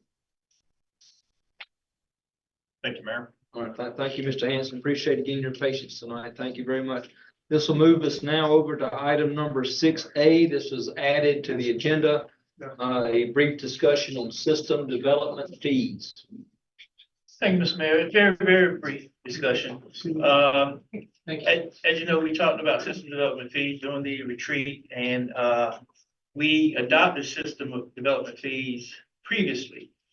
And at the time that the study went out, that was when we were contemplating actually building a treatment facility. And so the system development fees that we had took that in consideration, so they were higher, extremely high. During the retreat and looking at it, we all decided, or you decided, that we needed to restudy those system development fees, and Ms. Malonzi even told us if we wanted to change them, we had to have another study. So we went out to get that study from LKC. And after they finished the study, I sent it out to you, but we posted it online. It has to be posted for 45 days before you can call for a public hearing to hear about to get public input about the system development fees. So that 45 days was up yesterday. So what I'm asking you to do tonight is call for the public hearing for June, your first meeting in June, to get public input about system development fees. Okay, if everyone understands, the manager is just asking for a motion to add to the June 1st agenda, a public hearing for the discussion on system development fees, and I would assume perhaps a vote to adopt that tonight. That No, the first meeting, First the first meeting in June, it's Yeah, not yeah. June the first. Oh, I'm sorry, did I say that wrong? Yeah, you Sorry. said June first. Sorry. I think First it's the meeting, sixth. yeah, sorry, the June sixth meeting, my apologies. And, so the first meeting in June, which is June sixth, to have the public hearing on that topic.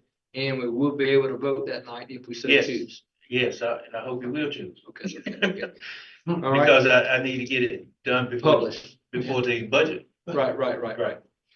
And then also, Frank, is it fair to say that anyone considering current development work in the town has been made aware of this, or what would you say? I say we publicize it, I'm Okay. not sure if they have or not, but quite honestly, those who have built in the town since, 2022 up to now, we didn't collect system development fees for them, because of our misunderstanding about that. So, once you pass it this time, though, anyone who impacts the system would be responsible to pay system development.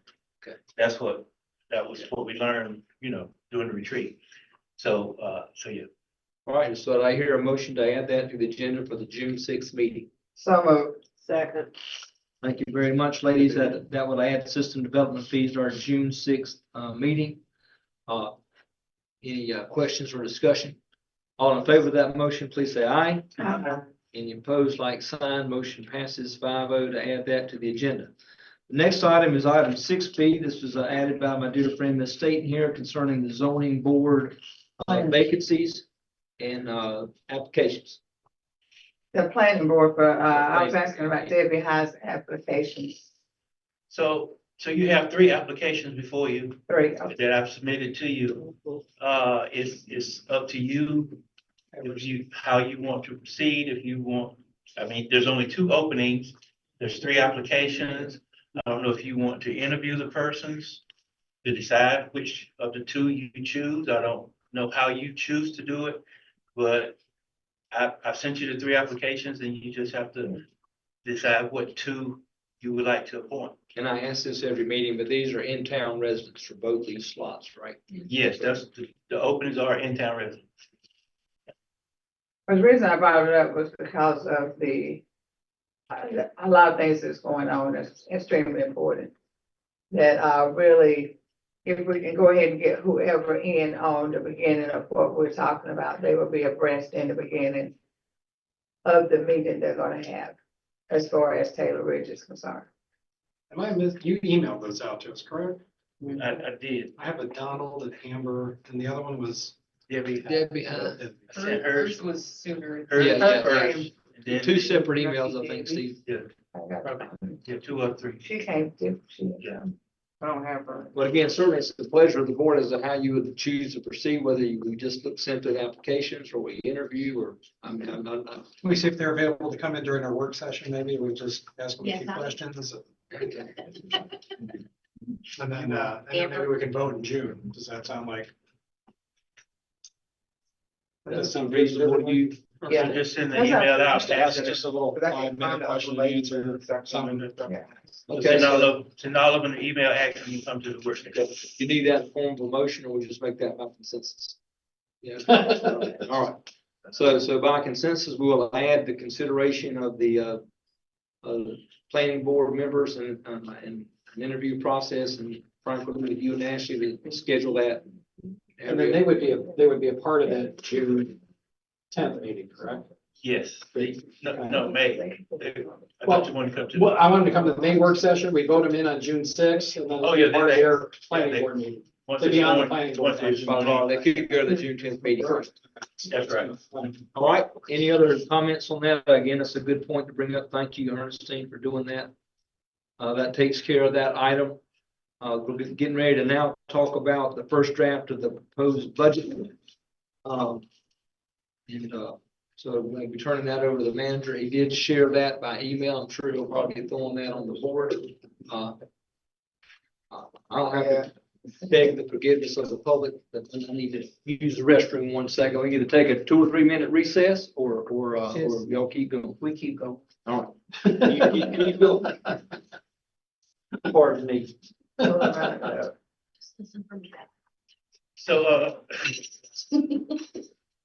so I did send out the first draft of the budget. There were several, items left unfilled simply because, some of the information I hadn't received yet. I actually just received the, projections for state collected revenues, today. So, I have to go back and go through here, and that will, affect some of the numbers on your budget, basically on the revenue. So if you remember, on your sheet, there's several blank lines for your revenue, especially along sales tax and franchise tax and beer and wine tax distribution. All of those things come out of here. I just got this today. I will be going back and updating your budget proposal with that information. The other things are just, again, just the first draft for you to look at, ask questions about.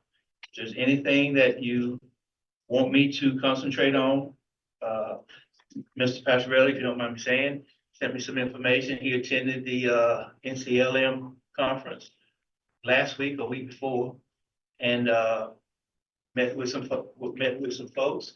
So he brought me some information before the meeting about from 2 different companies and signs and radars and things of that nature. So I will be meeting with them, and possibly there'll be something in your budget along those lines. Another gentleman, he brought to me another company about the ordinance, redoing the ordinance. We do have one company who's already given us a proposal. I'm still gonna talk with this company that Ms. Pasquarelli brought to me. We'll meet with them. So that may change as well. So my point is, if there's things that you want, things you want to see, now would be the time for you to give it to me, and so that I can start to incorporate it into the budget. Because the next version I bring to you, though it won't be final, I want it to be very close to final, to the point where it just takes some tweaking here and there, as opposed to, like I said, this one I sent. This time it's just really a draft. I did, actually, he brought some from Duke Energy, but I had already talked with them, and they gave me a proposal of how to change the downtown lighting to LED. So I've got that, and I'm gonna incorporate those numbers into the budget. As far as changing the downtown into LED, brightening it up, as Marshall has busted at me about for a while now, but they're ignorant. So, but that's what I'm asking for, I send it to you ahead of time so you can look at it, and that way you can just sort of give me some guidance on what you want to see, so that I can produce an object or produce a budget that you can, again, next time look at, maybe be a couple more tweaks, et cetera, and then we can move on to the public hearing and move on to passage. I just, I do have- go ahead.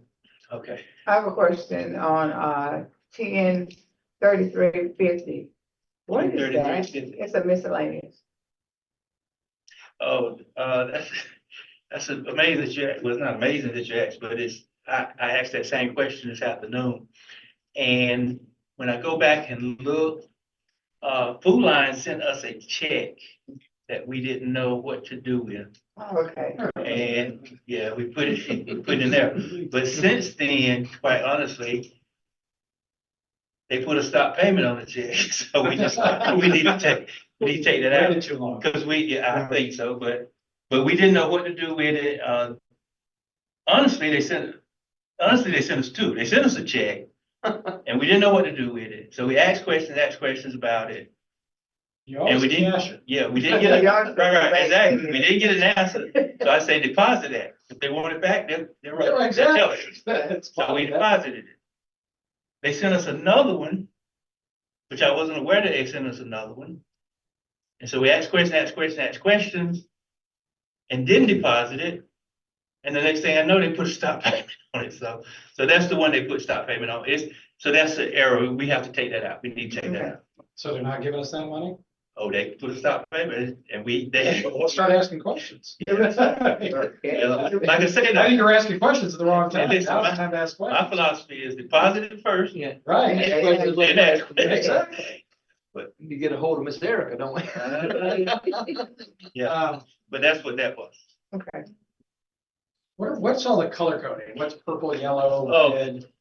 Yeah, really nothing, but yeah, I just, as I'm doing, for instance, like, the purple up at the top, that's the ad valorem taxes, that's really just coming over from a worksheet. Okay. Where I I just put- didn't know what the. That's more than you, that's just for me. Yeah. Mhm. The sewer sanitation salaries, that dropped by $20,000. What's going on? with Yeah. that one? Well, and if you look at, it just got reappropriated, I think it's public buildings that went up, a bit. So in other words, it was just reallocating some monies where we've been paying its salaries in the sewer. It moved to, What was public that? buildings. The number. Sewer salary, probably, I'll tell you in a minute. It went from, So, and water salary. and street and probably highways went. Yeah, down. did the same 20,000, thing. yeah. They went down, like, water salaries went down from 101,000 to 80,000. Sewer salaries probably did the same thing, went from 101 to 80. So basically, that's $40,000 that they went down. Okay. But then if you go over and look, for instance, public buildings went from 12 to 48. Okay. And then some other places went up as well. So it was just reallocated to, different line items. I had spoken with Steve about police officer salaries and there's the. Yeah, okay, sorry. Oh, go ahead. Yeah, he has, he's done a very good job of, doing some research with the county salaries and the local Wingate, Monroe, these guys' salaries and the things that they're doing. For instance, the county, and not just the police, the county gave from what I understand, the county gave everybody a $3.50 per hour raise. And they're contemplating another $3.50 per hour. And so that's gonna put some police officers coming in, starting with 55 and $57,000. We're at 47 or something? Correct. Well, actually, we're at 42, and then after a while, we get to 40. So my point is, that will be in front of you. I'm gonna have to really work on those police salaries, and we're working on them now. But that's gonna be a big pill to swallow. Frank, But it's gonna be a necessary pill. I had noticed there at the bottom of police under capital outlay vehicles, you didn't have anything. I mean, what is the status of vehicles and what is our kind of policy? Do we used to buy a new one every year, but I don't know if that's still the case. We're trying something new this year. This is our first year doing it. Well, horses. Bicycles. Actually, we weren't going to the horses. We were gonna start out slow with the mule, but at any rate.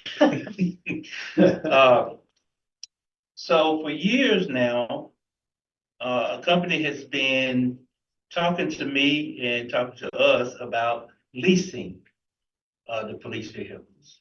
And we just hadn't, quite honestly, Matt, the chief then, he didn't really like it. He said, okay, but no, we didn't. So we never tried it. But they came in, they made a presentation. They showed us how much money we could save over time because they would take the car back sooner. They would sell it. We would get part of that, et cetera, et cetera. And they gave us some references for some local municipalities in this area who were already using them. We did our due diligence. Stephen called them, talked with them, and all of them had good things to say. Say, yeah, it's great. I mean, the first year is the biggest hit, but after that, you do save money, et cetera, et cetera. So this year we're gonna start out slow with, I think we're gonna just lease two police vehicles and some public work vehicles. Is that in here now? I'm sorry. Is that in here now? the lease? Probably in the police's, I'm pretty sure Stephen's already put it in there. But that's why we're not buying. Usually we try to buy at least one car every year. And the problem though is we keep it 10 years. And by the time we sell it, it's just no good. Yeah, it's just no good. And it's the maintenance costs of keeping it up for 10 years. Because as you imagine, police officers put a lot of wear and tear on those vehicles. Yeah. So this way, it's like keeping it 5 years, which cuts it in half. Then they take it back. We get a brand new police car. We lease a brand new one.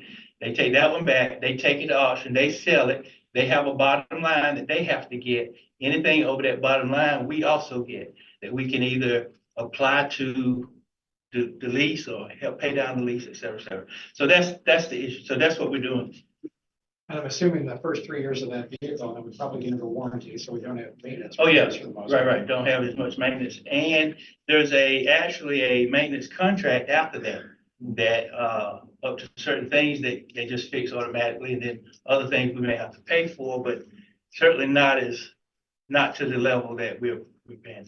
You know, one other question I had flagged under the police was, and maybe you said 7 minutes ago and I missed it, but what the jump in community outreach and activities is pretty significant. Where are you looking? 2,500 to 43,000 under police. I was trying to make sure I understood what's What's the line? oh, sorry, 5,100, 2610. 2016? 2610. 2610. Yeah. 2,500 to 43,700. I need to go back and look at that. I think that's a miss. I think, It's a lot of reaching out. yeah, it is. I think that's a Special citizens. I think that's an error. I'll go back and look, but I do think that's it. Where would the leases fall under this budget? I wouldn't think you. Equipment, maybe? Equipment control, subject, 5,800? Because that's 48,000. 5,800? 5,100, 5,800. 10, 5,100, 5,800. Equipment, Equipment controlled so 48,000? yeah, At 48,000. least 3 cars?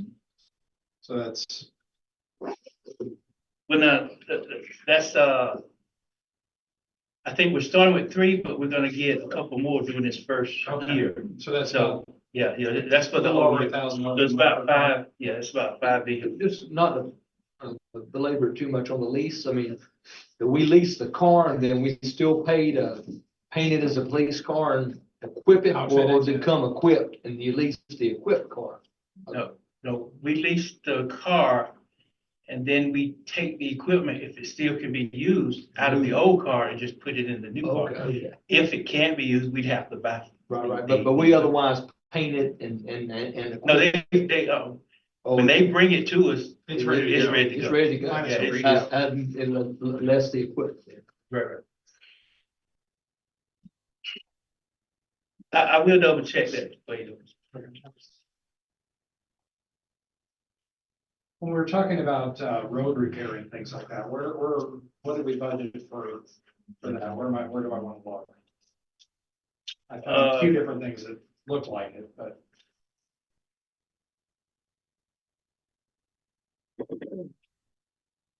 Well, for our roads, it'll be in Powellville. Yeah, I know that. Yeah, so I got that comes, Powellville allocation is in this. So I'll know how much we're allocated when I do this part. Did we discuss using some of the money that we had this year and budgeting some for next year though, to help with some of the road conditions, or Well, did I think that? right, we're gonna budget in this, we're gonna budget for next year. Now, the money that, for this year, 58,000? yeah, so I think we've already started to identify some roads that we're gonna try to get fixed before the year out. Right, But that wouldn't show in this. right. Before, when you say year out, are you talking about budget year, or are you talking No, calendar year? before July 1. So that's already. But it will be, in the works. it'll be in Powellville. And as soon as I go through and see what we're gonna be allotted or get at least an idea of what we're gonna be allotted this year, then I'll know how to budget for it.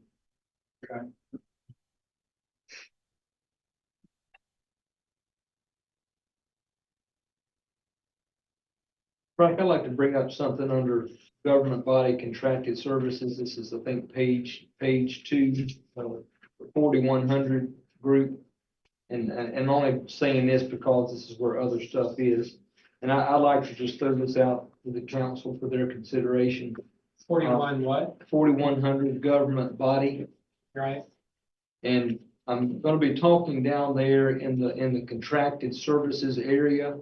That fire number there, the 35,000 that Frank is currently carrying, that's going to Beaver Lane. I would assume that's the Beaver Lane money, Frank. But one thing I would like to throw out to the council for their consideration, for almost a year, we have all suffered through as an elected body and a community, the Veterans Memorial issue. And I think we're on a good path now as a community. And I know we have plans to do something with it. But of course, this would have been in last year's budget and so forth. I understand that, but I don't know what those plans would have been. Only Frank and Public Works could tell us what that would be. But we seem to have been on a path to expend some degree of money. Was that $500 or 5,000? I don't know. But to me, in the interest of goodwill, I would like to suggest that the council consider making a donation to the Veterans Memorial. We were going to spend some more money on it last year anyway, and I don't know what it was. Give what you will, but in my opinion, it would be a nice form of an olive branch, all things said and done. Now, again, I'm not asking for a decision or an amount tonight, but I'll be bringing it up later on, and of course, I'll leave that where it is. It was as to whether you think that is a good idea or not. Again, I think it's as much the gesture as it is the amount to a certain degree. But I am grateful for what they've done. I think at the end of the day, it's going to be a net asset and improvement for the community if we can just get a little bit of the pain behind us. So I just throw that out there for the consideration of the group. Again, whether you want to talk about it now or not is up to you.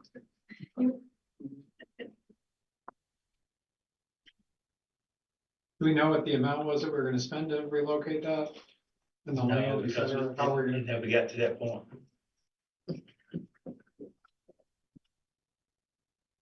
I like that idea. Why did board member compensation go down? I don't get paid nearly enough this year. It's only $300, but hey. Well, actually, I did a formula and that's the number that came over, so, I have to go back and look at what was in last year. That's not in this year, and it's probably with the special meetings, because I know the board member compensation stayed the same, but, Miss Staten, and Miss, Blayton gets a compensation for being a member of Carpo and COG. So perhaps the number of meetings, those number of meetings might have changed. But the compensation for the board was the same, so I'll go back and double check.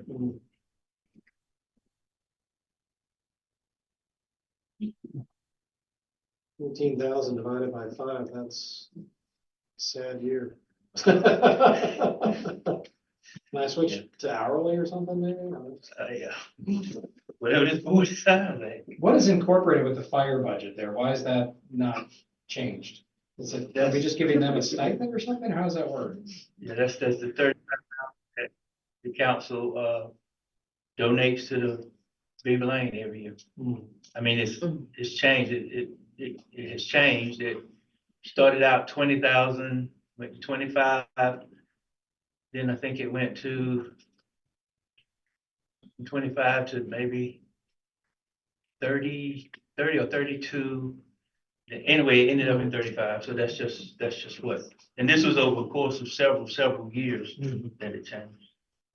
And they received all their other funding how? from the county. And well, not from the county, but there's also the fire tax that the citizens pay, that they get as well.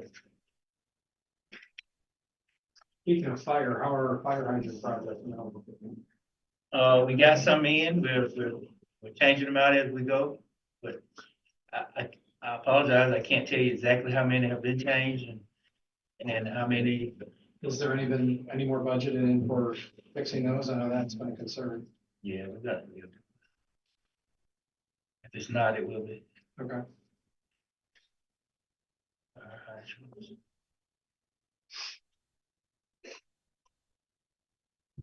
We had discussed, street lighting on Main Street. How would that fall under if we could do something? You mean what Duke was saying they were gonna do? Well, I mean, I understand the LEDs, but weren't we talking about doing some sort of, like decorative lighting along Yeah. Main Street and along, what the hell's the street called again? What is it? What's the street? North Elm. In front of LVR? This I way, couldn't think. yeah, this way. Because we But, had talked about like yeah. falls Yeah. get down to the end and CES doing something to make downtown look pretty. well, I was thinking, I was under the impression that was gonna be phase 2 of the sidewalk thing, where they put in the decorative lighting. And that may be, I'm just That's asking. right. I think it was. That was, So, After we do the lights there, yeah. Mhm. We were talking about putting power. Okay, Frank, this is a point of general information, not so much anywhere specific, but how do we stand on major contracts in the town? You know, just as a refresher for like waste and any major, mowing, or how often are we doing those contracts or rebidding or? just- well, number one, the first thing you need to understand is that I've always been told that we use the state's procurement. Yeah, So anything under $30,000 doesn't have to be bid at all. Between 30 and 90 for material is an informal bid. Get some bids in, it's not a public meeting, you don't open it like that, you just look at the bids. You try to take the lowest if it's a competent person.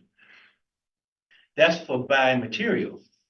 For repairs and construction, the informal bid process goes from 30 up to like 500,000. it does.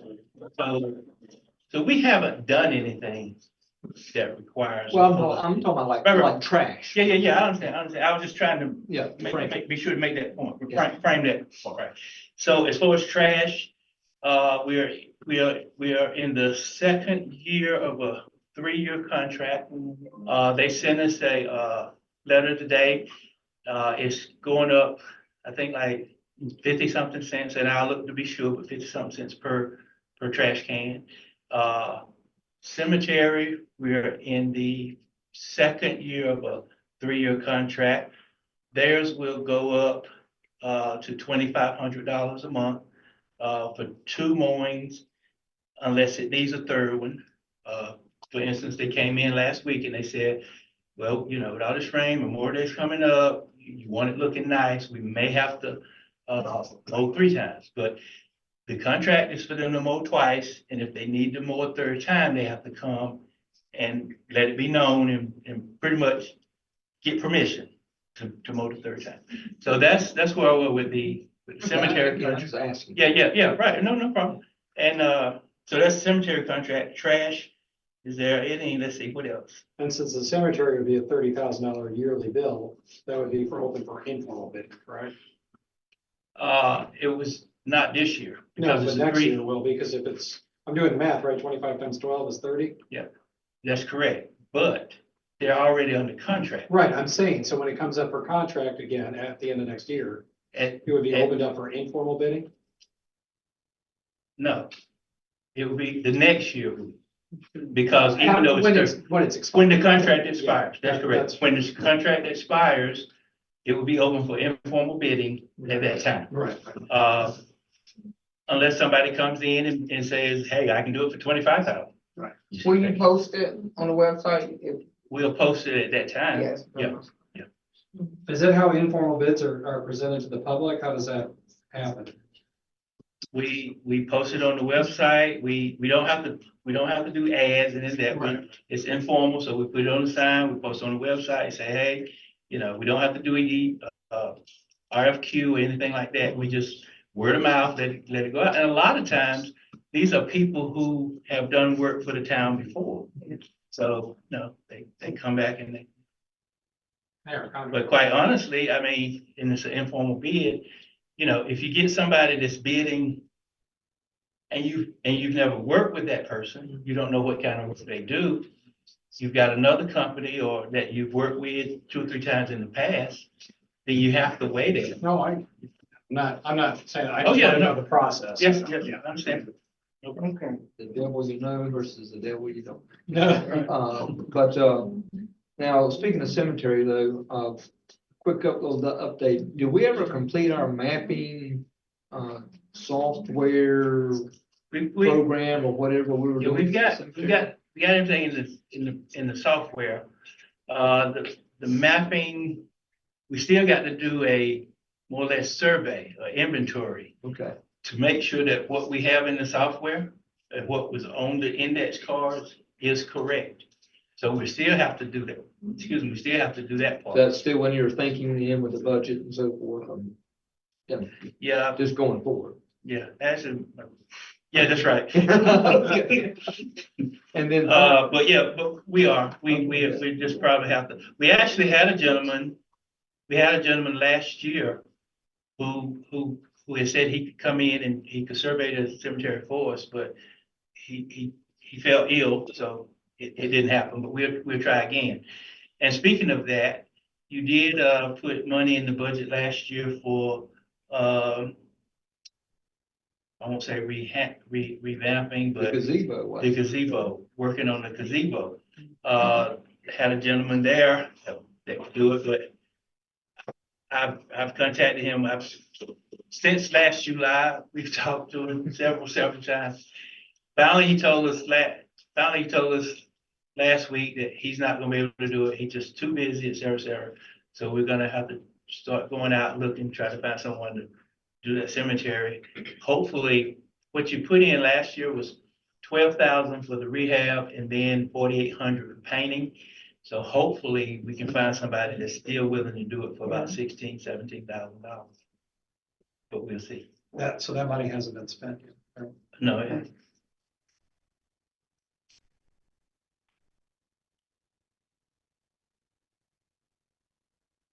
anything else on anyone's mind at this level of thinking? When do you think you'll maybe give us another populated copy, do you think? if you don't feel it's necessary to meet, because on your budget map, on your budget calendar, I have put meeting, like call a special meeting next week if you need it. But if you don't feel like we need a special meeting, I'll have that next, almost ready, just need a few tweaks. I'll have that for you at your work session in 2 weeks. Okay. So certainly you're saying if anyone has anything major, try to get it to you here. Oh, yeah, get next it to week. me within the next week or so, so I can get it for you by your work session.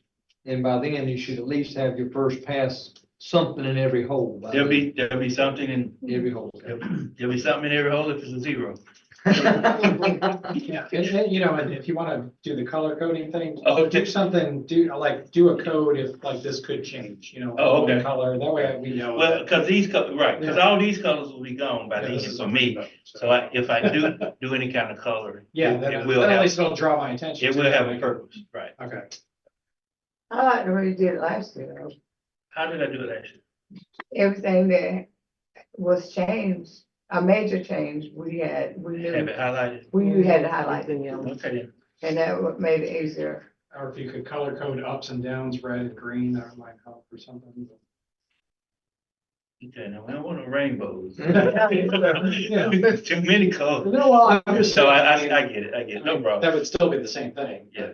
At least that way we could draw our attention to changes. Frank, have you heard anything out of Anson or Union County concerning rate increases? I have not, I don't think they're gonna change, but I don't know that for a fact. I reached out to, Anson and Union. They did come back and say they wasn't gonna change the, cause Union also collects our taxes. Right. So they're not gonna change what they charge us to collect the taxes, so they did respond to that part, but Public Works hasn't responded to the water or sewer. You always hate to make those calls and say, would you like to charge me more?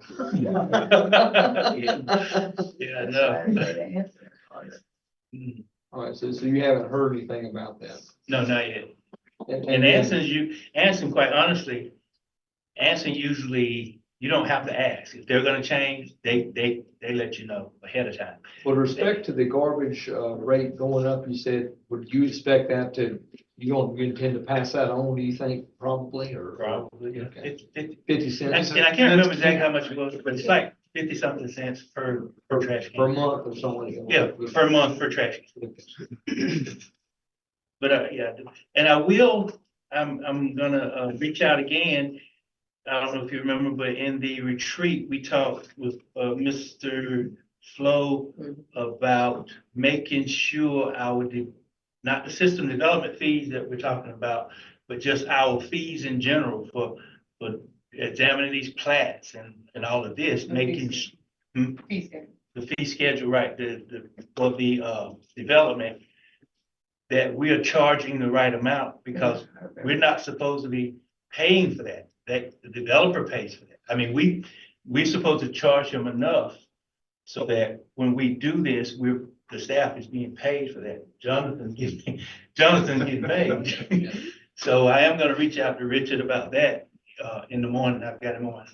And Frank, I was gonna ask you, speaking of Jonathan, no, he's here anyway, but just, I mean, are you giving any thought to the fact that, we're probably on the front of developer wave to some degree, or at least inquiries and people asking questions and some more, more time invested? I mean, are you looking in the crystal ball at all about how that might mean to perhaps more hours? Or, I mean, how do you kind of see that going, I guess? Don't mean to Quite put you on the honestly, spot. right. But quite honestly, the way I look at it, I have to weigh our need. I have to weigh our desire against our pocketbook. To be perfectly honest with you, to see if we can afford, certainly we can't afford a full-time land use administrator 5 days a week. Right now, we have Jonathan 1 day this week, 2 days next week. At some point, looking at the Basically, number, 6 days a month is what we have now, right? More or less. basically, Yeah, yeah, okay. basically 6 days a month. But like you say, Mayor, things are changing and it's not gonna go back the other way. It's gonna continue. Yeah. And so at some point, we're either gonna have to say, okay, we're gonna need Jonathan more days a week, or we're gonna need to look at hiring a land use developer. I mean, so On that same route, has there been other developers, anything reached out about any other projects recently, or? no, well, the other one that's in the hopper is Redfern Place. Redfern. They submitted, and quite honestly, and I'm not sure, I asked Jonathan this today, I think I asked him about it, but my concern was, okay, they've submitted, are we now on the clock to get to them? Because we're still working on this one. We hadn't started on that one. So, I don't know how that works. He shared with me, I think Jonathan shared this So with nothing me. really starts until their community meeting, correct? Right, and that's their community That's at the end of the meeting. month, so. Yeah. So I don't think our clock has started yet. And that's the other thing as well. So have they been talking to the planning board? They haven't given it to the planning board yet. No, the petitioner wanted to have the community meeting before it went to the planning board. Mhm.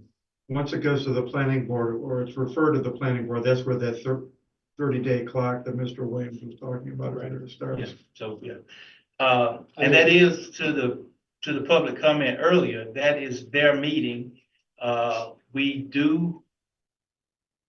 are advertising it online and on our website, et cetera. I have to go back and look at our policy about putting it on the sign out there, because we've been pretty strict about what we put out there. But, you know, I don't know. I'll have to go back and look. It's not hurting anything. Well, That's a you free just- second. Yeah. Well, at the same time, though, this is the government. Okay, so you're setting the And precedent. I agree, they're Yeah. separate from each other. Right. And the more of these come, we can't have, You have a ton of ads out there, right? I get that too. At the same time, so I don't know, I mean, we'll look and we'll see and we'll work it out if we can. But again, I think what's important for everybody to understand is this is their meeting. This is not a town meeting, that's a community meeting between the developer and the community. We advertise it, we do whatever we do as a courtesy. But it's not a town function, it's not a town meeting, we have no say-so over where it is, what time it starts. None of that we don't have. That's And not- they typically would provide the one staff member, which is our zoning administrator. Just to answer questions. Right. Exactly. So there's nothing that we know about Food Lion, any developments over there? I've heard rumors. Oh, no.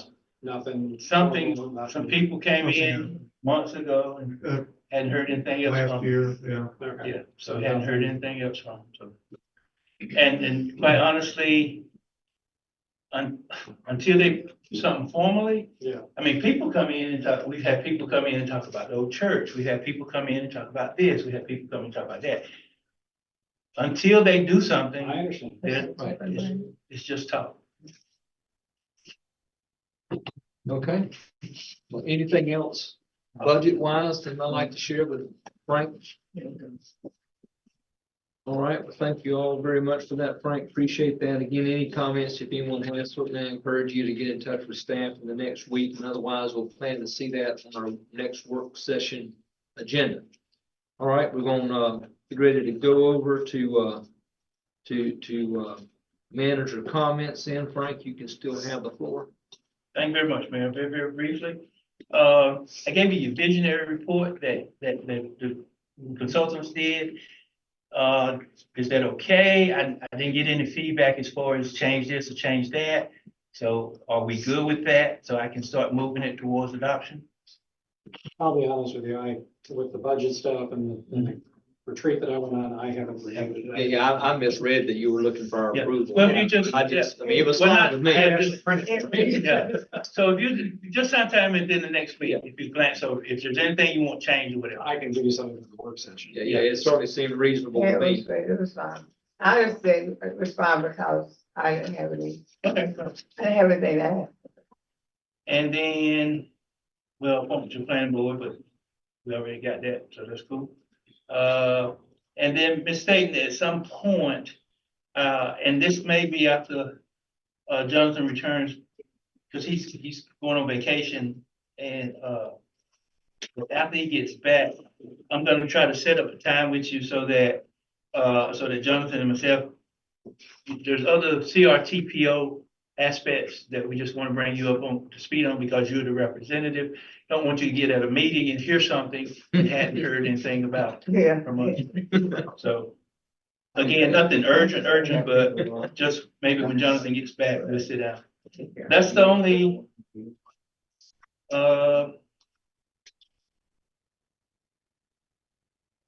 yeah, that's the only comments I have. I answer any questions that anyone may have. Well, Frank, to Ms. Griffin's earlier statement, can you give us the 25 words or less version on the status of street sweeping in town? What's our current policy, equipment status? I mean, are we actively doing that, not doing that? Is it a rotation or what? We pay a street sweeper, but I'm not sure which roads he sweep. I think it's just Main Street. I can double check to see, but I know we do pay a street sweeper. But again, I don't know what his scope of work is and if he's supposed to hit every street in town or if he's supposed to hit the main thoroughfares or whatever. I know we don't pay him to sweep US 74, so that's probably USDA, I mean, not State, USDA, yeah. NCDOT. But I can double check to see what the status is, how much it costs, and then I can put before you and see if you want to spend the money to. But that's a service. We don't have our own street sweeper. no, we anymore. don't. That's- We haven't had that in a long time. No, that's the outsource. Yeah, yeah. We outsource that. All right, anything else for Frank specifically, or you can catch it up in your comments, I assume? We've talked about signs, street signs and signage on 74 and Main Street. Have we looked into that at all? Like Wayfinder No. time? anything? I mean, yeah, nothing. There's nothing that says Main Street on 74 yet. I know I brought that up once or twice, so it's been done. So, I think I put some money in your, It was in the budget. I've got some in your, and I'll revamp it, but I've put some money into your downtown revitalization for Wayfair signs. Where's this at? Wayfinders. 10, 4,500, 8160. What is it? Well, it just says downtown revitalization program. 4,500 what? Oh, 8160. Downtown, okay. So I've got some money in there for Wayfinder signs. That's where I had also put the LED conversion. Is there something else? So did we have 55,000 budgeted for that prior? And we've only spent $568 last year? Right, and I think the 568 is incorrect. Okay, well, let's look at that, because otherwise we're gonna have a ton of money for next year. That'll be great. Well, unlike, It feels like we've only spent $568. but unlike, business budgets, it doesn't come It don't roll off. over. It just goes back into the future. Well, we got But I think they have mislabeled some things, because I think we've spent more than 560. Okay, all right, we'll go on with council comments. Ms. Blakeney, we'll start with you. I'm glad to see the public out and those on Zoom. I would like to wish every mother a happy Mother's Day on Sunday and hope you have a blessed and good weekend. This Sunday? I'm sent some flowers. And on May the 18th, from 11 to 5, we'll have music in the park. Hope to see everyone there and hope you have a blessed and good week. Thank you very much, Ms. Blakeney. Mr. Hunt. Echo the same. Glad to see the public and those watching on Zoom. And happy Mother's Day. Hope to see everyone on the 18th. All right, thank you very much, Mr. Hunt. Appreciate that. Stephen? I attended the City Vision conference a couple weeks ago, great conference, learned a lot. I met with some different vendors in the whole arena, whatever they were having. I met with Frank. I gave him 2 companies that do street signs.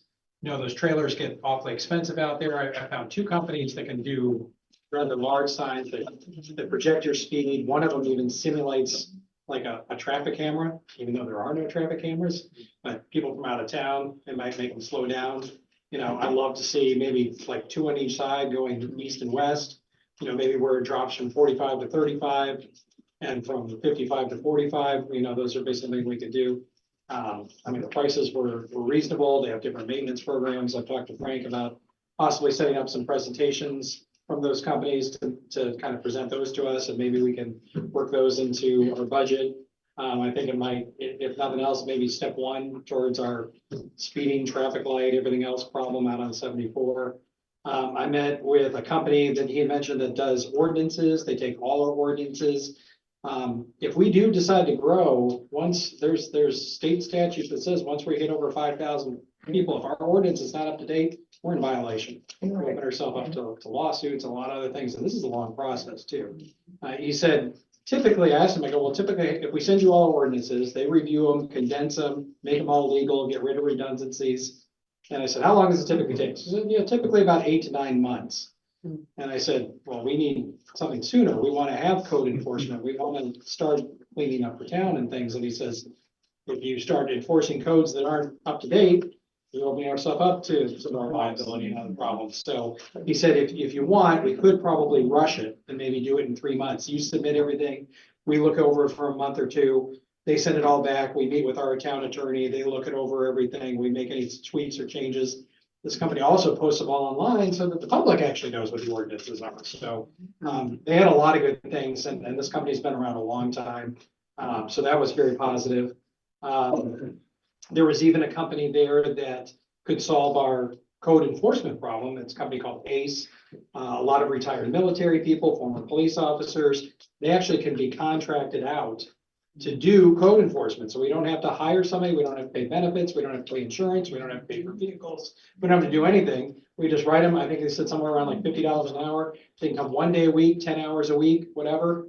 I mean, and so that's another option that we have. But he says he can't enforce anything until our ordinances are updated. So, but those, I mean, I did make some good contacts. I passed all that information over to Frank.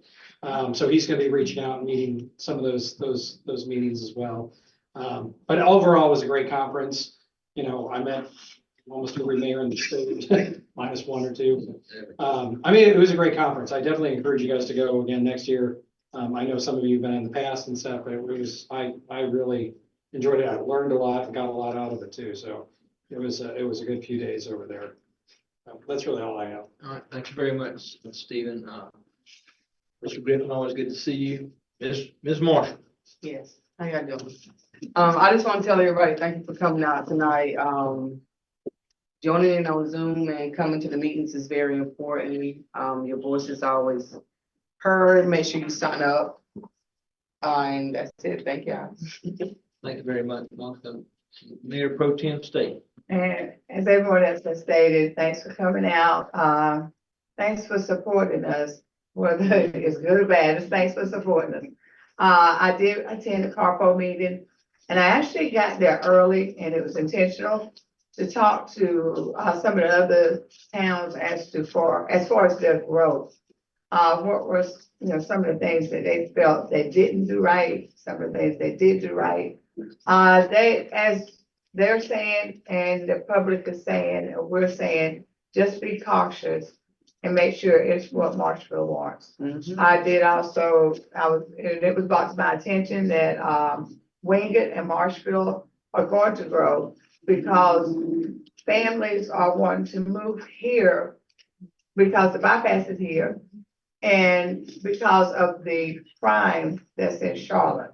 They're going to feel safer here. And we're going to see the growth. They're looking to come. I talked to Mayor Louse a couple of weeks, I guess last month, and she was saying the same thing about Marshville. Marshville, she said, y'all are we're in a great position. Wayne is in a great position. And we are going to grow. She said, get ready for the growth, make sure that we're educated on what we're doing, and just be prepared. Because she says it's going to come because they're doing the best they can, but the best they can is not really, it's not too good right now. There's a lot of crime in Charlotte. That's about it. That's about it. Thank you very much, Ms. State. Sort of just a few quick things from me, getting back to the housekeeping and the lack of code enforcement. The QT grass lot's getting high. It is not looking too good down there. I wish they could, I don't know if they have a contractor working on site yet or whatever, but it would be great if we could get them to cut their grass right there where their new building is going to go. Echo Ms. Griffin's statement about the First Baptist Church and having attended there a good part of my life, the fact that it looks like it does.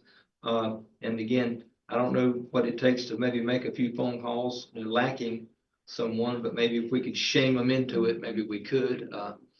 Frank, I might ask you to get there. I think I've got the address for the QT guy. I might reach out to him, but, and maybe the guy who owned the Baptist church. I might have that too. But anyway, wish the grass was cut. But anyway, again, thank you to those who mentioned Mother's Day as well. Certainly, my congratulations to all the mothers in the town and within the room. And then, hey, if you didn't know it, this is also Teacher Appreciation Week. So thank you for you teachers that are active and present and or retired. Thank you for all that you do. I know seen some good things posted at Marshville Elementary and what they're doing this week to celebrate that. So certainly our hats off to all the teachers that serve our community as well. But in general, that's it for me. With that being said, I'll entertain a motion to adjourn.